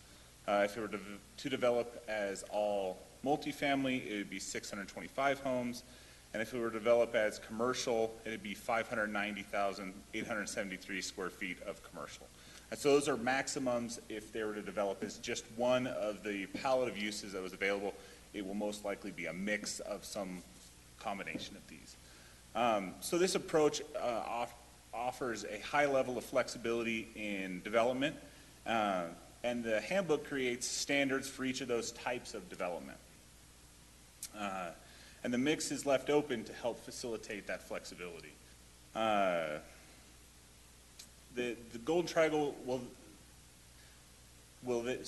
because the Golden Triangle will develop as a series of projects, and those projects will all go through administrative review or conditional use permits, depending on what exactly they're proposing as development on the particular project. The standards for those, like I said, will be in the handbook. And the review at the administrative review or conditional use permit level will take into consideration traffic and pedestrian circulation, site layout and design, and how each project will interact with and relate to the other projects that will happen or have happened or will happen in the future inside the project. So there was a traffic study that was done for this project. And if you'll go to the slide that has this should be, I think, the last one. Yeah, there we go. Perfect. There are 4 access points proposed in this development. The main access would be the center access point there. That location will require a traffic signal, and that traffic signal will need to be installed at the point of whenever the first project comes in. Whatever that ends up being, that first project is going to trigger them, requiring to them to install a traffic signal at that location. Staff has reviewed the proposed access points in conjunction with the traffic study and agree that the tentative locations are appropriate. The precise locations and the details for each of those intersections will be proposed when that development piece happens. For instance, the first development project will have to give us all the details for the traffic light, but the south and north right in, right out accesses will only come into play once those are necessary for the circulation within and in and out, and so those will get their precise location and their design for those intersections when that comes about. And so each subsequent, as each piece comes in, they'll have to update that traffic report that was presented and update if the new piece that's coming in will have any specific impacts. They'll have to update it and keep us informed of how that's going to impact traffic.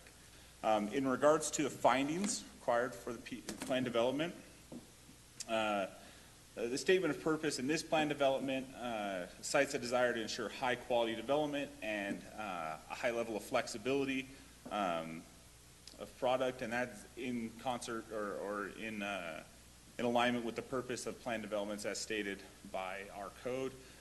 The one part where it falls a little bit outside of what is specifically called out in our code is that it requires an addition, or one of the stated purposes, an additional purpose of this chapter is to provide a degree of certainty to the duration of build out of the large tract of land. Now, because they're not proposing to have cut this up and decided which part is going to become what, they don't really have a phasing plan. And so that portion doesn't really get addressed, but what it does do, because of the flexibility they've built into their plan, it reduces the requirement or the likelihood of them having to come in to amend that plan as they move forward through time. There's less likelihood of there being something outside of the realm because they've allowed themselves some flexibility to move forward. The uses permitted in this handbook and the development process for those uses does not depart from the zoning and subdivision regulations. The ratio of residential to non-residential uses in this plan development is not predetermined. The land use regulations in the handbook permit the site to develop solely as any of the permitted uses or any combination of single-family residential, multifamily residential, or commercial uses, subject to those limits that we talked about, the number of residential units or the amount of square footage for commercial development. There's, I think the third, go up 2 images. Right there, that won't work for now. The open space and hillside ordinance are addressed in this plan development. The plan development as a whole will provide at least 20% open space, which amounts to 8.76 acres.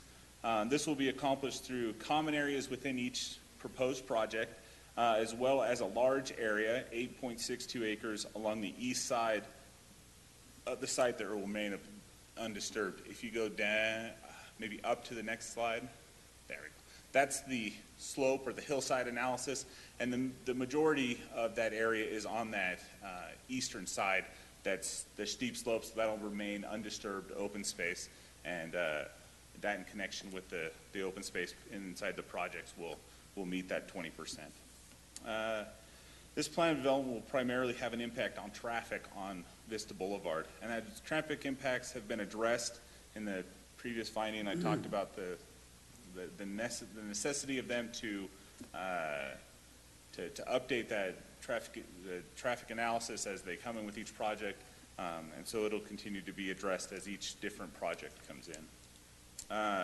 So again, timing's not addressed in the handbook. Each individual project will be required to be completed as they're built, and to provide both vehicular and utility access to the next development that comes in. And as each project is reviewed through administrative review or conditional use permit, we'll ensure that the cohesiveness of the whole development continues to flow through. So both staff and planning commissioner recommend approval of this item. That's the end of my report. If you have any questions, I'd be happy to answer. Questions? Ms. Bybee and then Ms. Ratty. Couple questions. On the single-use maximums, that would be if the whole development was single-family. Those are the numbers, or if it was all multifamily. Correct. Those are maximums if you just use one use, but they're looking at a palette of combination.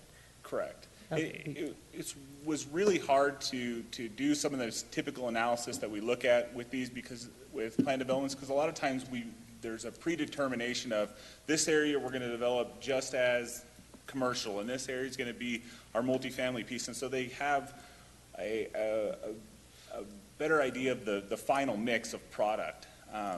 Because of the mixed-use designation and the desire to create a more flexible product, they didn't want to lock in those specific volumes of use. So the only way to really look at it and understand the amount that could potentially be built is to break them down one at a time, but it'll most likely be some mix of those three uses. Okay, and I like the concept of it being a palette, a combination of these uses, I think would be good use for that land. I do have a question on the traffic. Obviously, anyone who's driven down Vista knows that it's probably higher speed than Interstate 80 a lot of times. So putting a light for the main entrance obviously is a necessity. My questions were on the other points of entrance. Those would be, as you're traveling it would be right turn only and right turn out. There would be no crossing. You could not cross Vista on those other entrances. Am I understanding that correctly? That's correct. The other three entrances that will be secondary or accessory entrances will be right in and right outs only for that exact reason, is the concerns about traffic and having just one central point for crossings that are controlled by the light. Okay, so everyone in whatever is built there would have to go out and turn left onto Vista, would have to come to that central point where the light was as far as traffic flow. Correct. Or they're going to be turning out right and then flipping a U-turn Yeah. down the street. Yeah, they turn out at the south one. Potentially there's some of that, but yeah, the main entrance at the light will be your main point to be able to turn left out of this development to come south into town. Okay, and I guess my only, the light would take care of a lot of that, but I do have a concern of people doing the U-turn to Vista is just high speed and such traffic. But I like the mix, and I like the light being there, and I think that'll slow people down too, so that's not a bad thing for the traffic on Vista. So thank you for answering that. It's ready. So I'm just curious a little bit more about the overall planning process. I think it's an interesting approach, and I've had more time to think about it since I first was introduced to it. So it's almost like an planned development. It will develop very similar to how projects develop in the southern part, the core part of Sparks, where we review them as projects that come in. It'll develop very similar in that process. So what's the benefit to having a planned development at all? What's the point? Planned development is required by the North Sparks sphere of influence area that this is located in. They have to use a planned development to develop this location. That's our requirement. That's our requirement. And does the city get any benefit out of? We get a higher level of detail when they come in. They have their the standards, development standards. Potentially, we can go through those. Our new development standards that are part of the new code are very good, and so these are actually their development standards end up being very similar to what our standard development requirements are, and so that's really the level of control that we get that additionally we liked. The requirement for the planned development is not gaining this as much as it may have at one point, but a lot of that has to do with how good our zoning code is now. Okay. So are there many more, I guess my question is if this is where we're headed, so are we headed there because this is a unique parcel that doesn't have the opportunity for any development on any of the adjacent sides, so therefore we're more comfortable having a different level of uncertainty here? Or is this where we're headed in terms of planning for parcels moving forward? I would say it's somewhere in between both of those things. I think that it is the direction we're headed is we did a great job in crafting a new zoning code, and the need to plan develop all of these parcels. We're also kind of running out of space in that North Sparks area. The number of new planned developments is going to diminish to very few if we see any more in that area, just because there's not a lot more room for them to go into.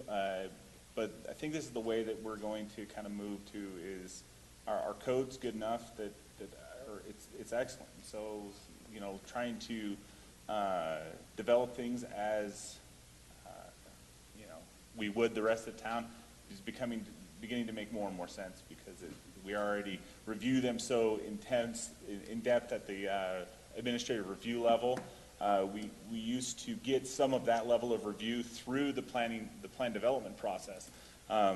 But since that administrative review process is in place, we're getting that opportunity to review it at that level, at the staff level, for every project in town. So that's really my question, is are we creating work that you don't need to be doing and that applicants don't need to be doing? Should we be looking at whether or not we should be requiring planned developments in the North Sphere of Influence? Because there are a handful out there left now.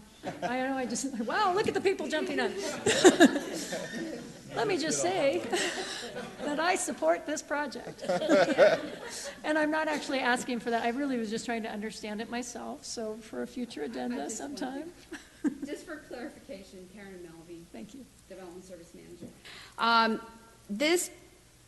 The requirement that's in our master plan right now in the NSSOI area that requires a plan development handbooks, the intent when we adopt the new comprehensive plan this fall, the intent is to eliminate that, actually the NSSOI plan and also that requirement. So in the future, we won't be having to do plan developments unless somebody wants to in this area. So I'm ahead of the curve. You are, Yes. as usual. Yeah. Thank you. Appreciate it. Just as a clarification. Anyone else? Thank you. Applicant, do you have anything?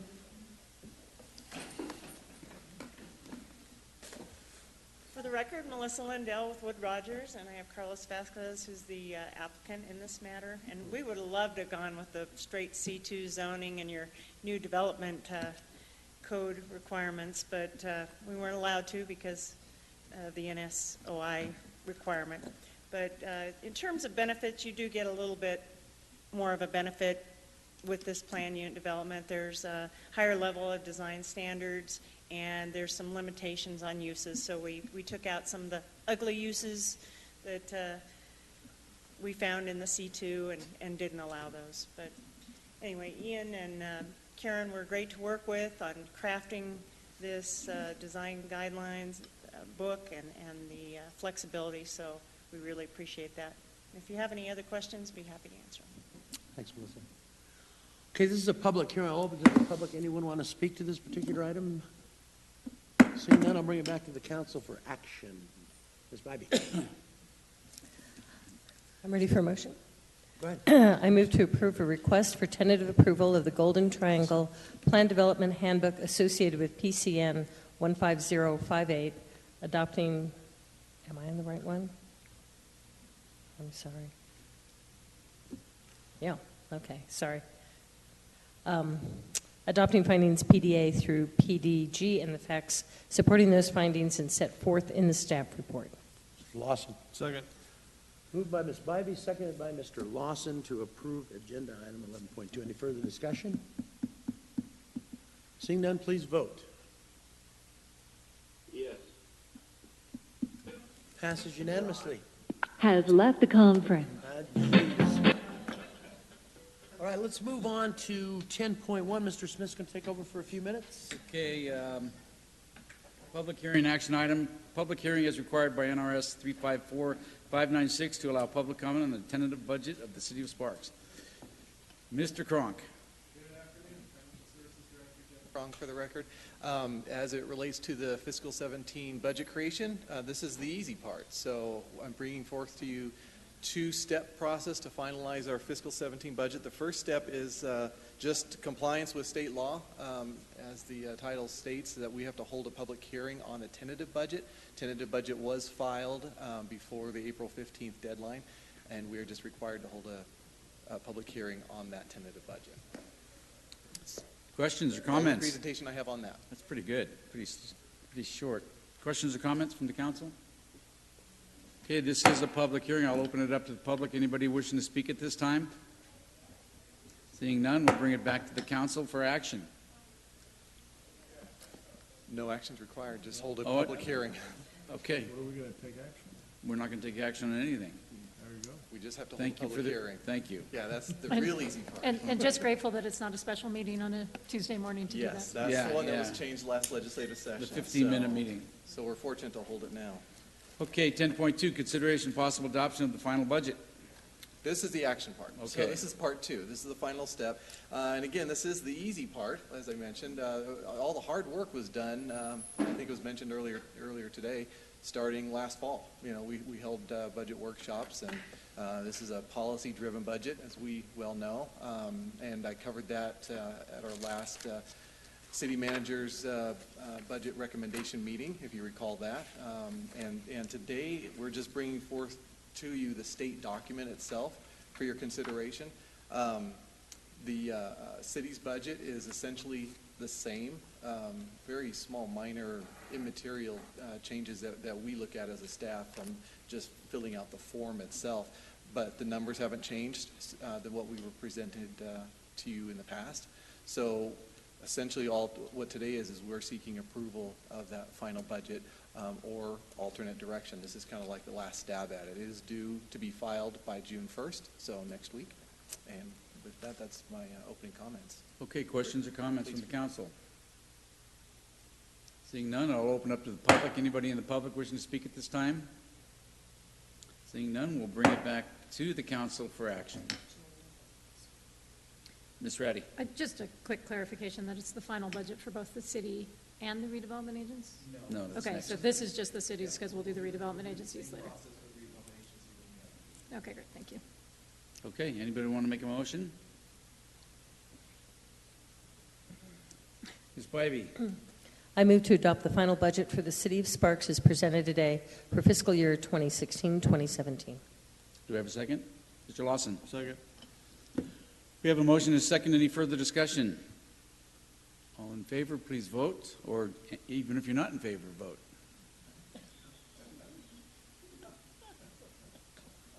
Mr. Schmidt? He's still gone. Okay, it passes 4-0 with one abstention. Thank you very much. I believe that is all we have, except, do we have a closed-door session, Mr. Manager? No, sir. Am I missing anything here? I don't think so. Comments from the public? Anybody in the comment? Anybody in the public wishing to speak at this time? Seeing none, we'll bring it back to the council. Any comments from the city council or city manager? Mr. Mayor Pro Tem. Mr. Driscoll. Mr. Mayor Pro Tem, Steve Driscoll for the record. I have some announcements. The following committee appointments are available. Enterprise Fund Advisory Committee, one member of the construction industry for a term of 4 years, and then all subsequent appointments would be for 4-year terms. Persons interested in serving this committee should complete a community service application available from the city's clerk's office. You may also apply online at the city's website, www.cityofsparks.us. Click on City Services on the web page, then on Volunteering, Get Involved, and then click on the City of Sparks Volunteer Application link. Applications will be accepted until the close of business on June 17th of 2016. Okay. That's all, sir. Okay. Ms. Bybee. Yes, I'd like to put in a request to staff to look at, with our homeless issue, to look at what some of the other groups that have expressed concern with the homeless issue, specifically the One Truckee River group and their social concerns committee, to track where their direction is taking them, and maybe looking at other groups such as Action Network, which is the church coalition of churches, and see what information we can find from, and any other agencies that can look at the collaboration of social services in addressing the homeless issue, along with Washoe County Social Services and that network. But specifically, I was looking at those two, what information we can gather to track what they're doing and find out, keep up to date on what agencies are doing on that realm. Not for us to take action, but just to track what they are doing. Thank you. Go ahead, sir. Thank you, Mr. Mayor. Steve Driscoll again for the record. This council asked kind of that to happen 5 weeks ago, and Mr. Ornelas, on my behalf, has been trying to organize a meeting of all the service providers that are related to the homeless possible solutions, One Truckee River in Action being a couple of those members. Due to some scheduling conflicts, that meeting was not able to be brought together until the currently scheduled meeting on May 31st. That's where we'll be asking all of these agencies to actually let us know what they are doing and how we're progressing, and how the City of Sparks might be able to assist in that, since we don't typically have any in-kind resources that goes towards the solutions at this point. So this is something that I was hoping to have been able to report back to you sooner than this, but we will have a meeting on the 31st that will at least begin the conversation on what Sparks can do. Thank you. Anyone else? Scotty? Yes. I would like to also request to bring an agenda item forward. We had a hearing on removing the licensing for electricians and plumbers. And I believe that the direction coming out of that hearing was to look at regional collaboration and to work with the City of Reno on theirs. I believe the City of Reno has acted now, and so wanted to get that re-agendized, because I think we promised to the folks who were here that day that we would take a look at it again.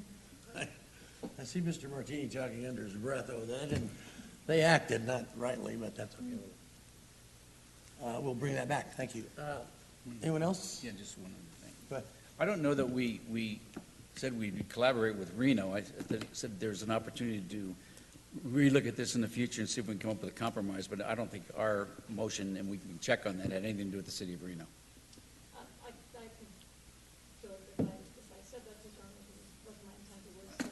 Let's start the regional conversation. Okay. I think Yeah, is what I I don't have a said. problem. We'll check on it. Yeah. Not to any one specific solution. I didn't intend for that. I'm sorry I missed the budget deal. I was under the impression we were going to have a presentation on EMS. Mr. Mayor, Steve Driscoll for the record. Not a presentation per se at this time. The council has been given a briefing by the fire department on the potential need and possible funding alternatives for upgrading our current advanced life support to a paramedic life support. I was asked a couple of budget questions by members in those one-on-one sessions.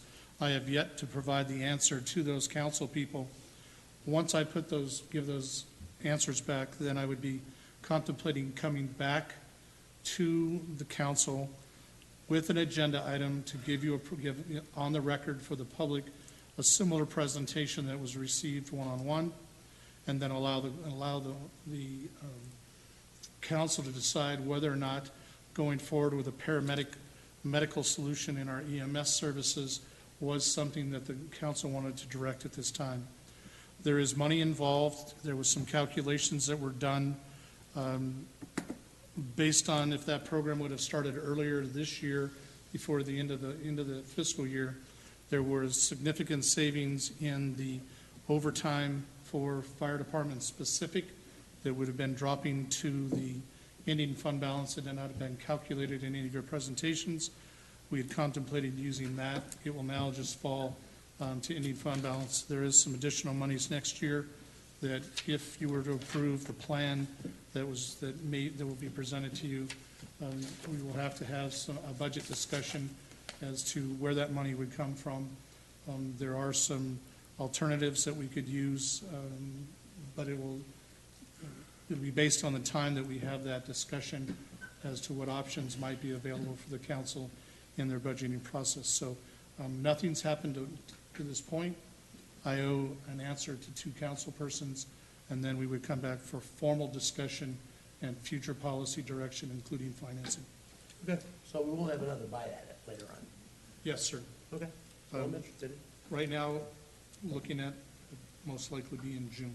Okay. Anyone else? Comments?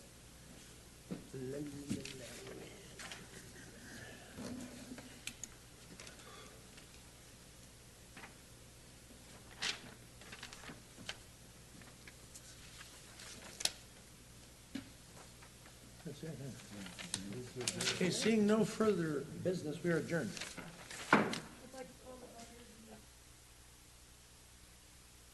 Sparks Redevelopment Agency meeting with the roll call, please.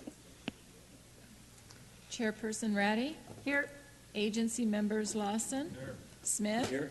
Martini? Here. Bybee? Here. Schmidt? Absent. Agency Attorney Adams? Here. And Chief Administrative Officer Driscoll? Here. We have a quorum, thank you. Fantastic. Any public comment for the redevelopment agency?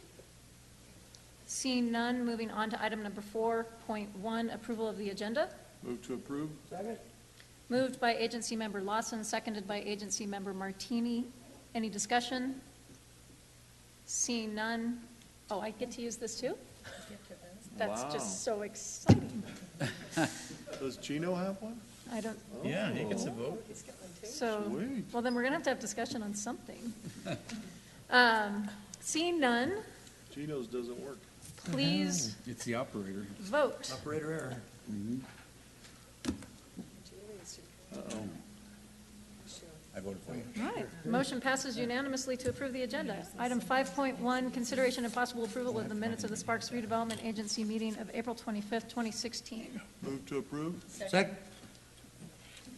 Be fast. Motion to approve by agency member Lawson, seconded by agency member Martini. Any discussion? Seeing none, please vote.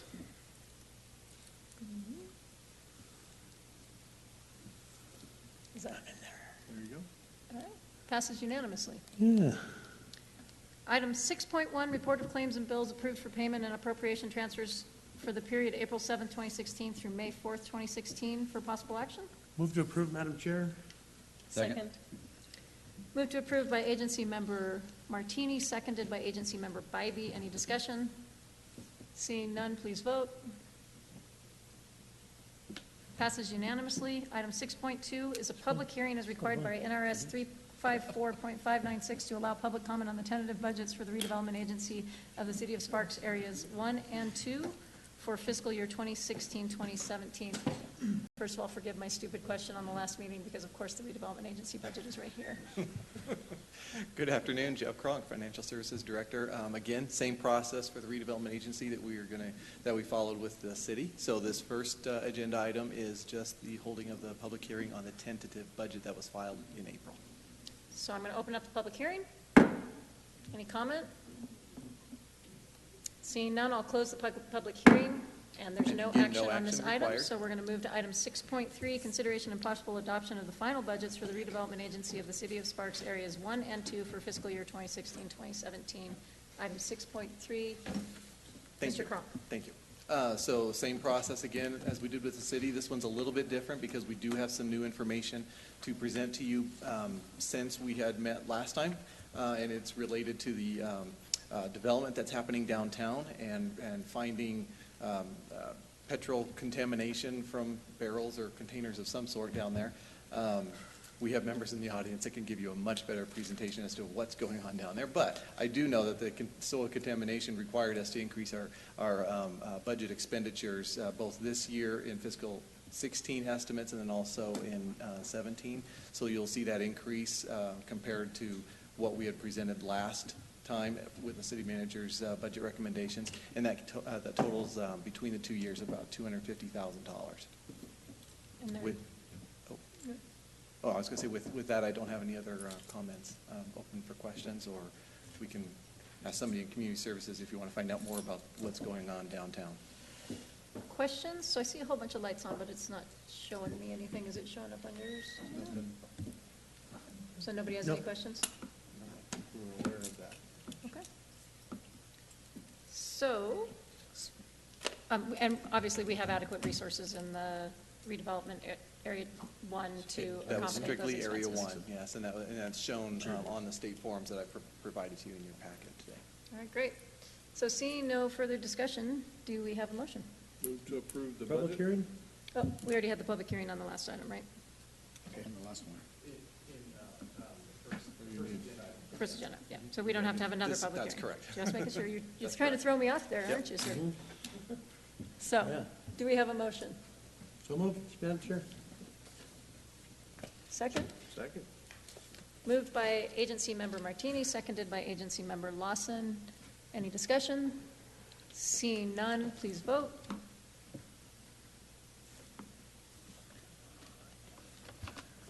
Yeah, well. Passes unanimously. Thank you. All right, moving on to item 7, comments from the public again. Once again, do we have any comments from the public? Seeing none. Comments from the agency and chief administrative officer? Looks like we're good. We are adjourned. Good job there.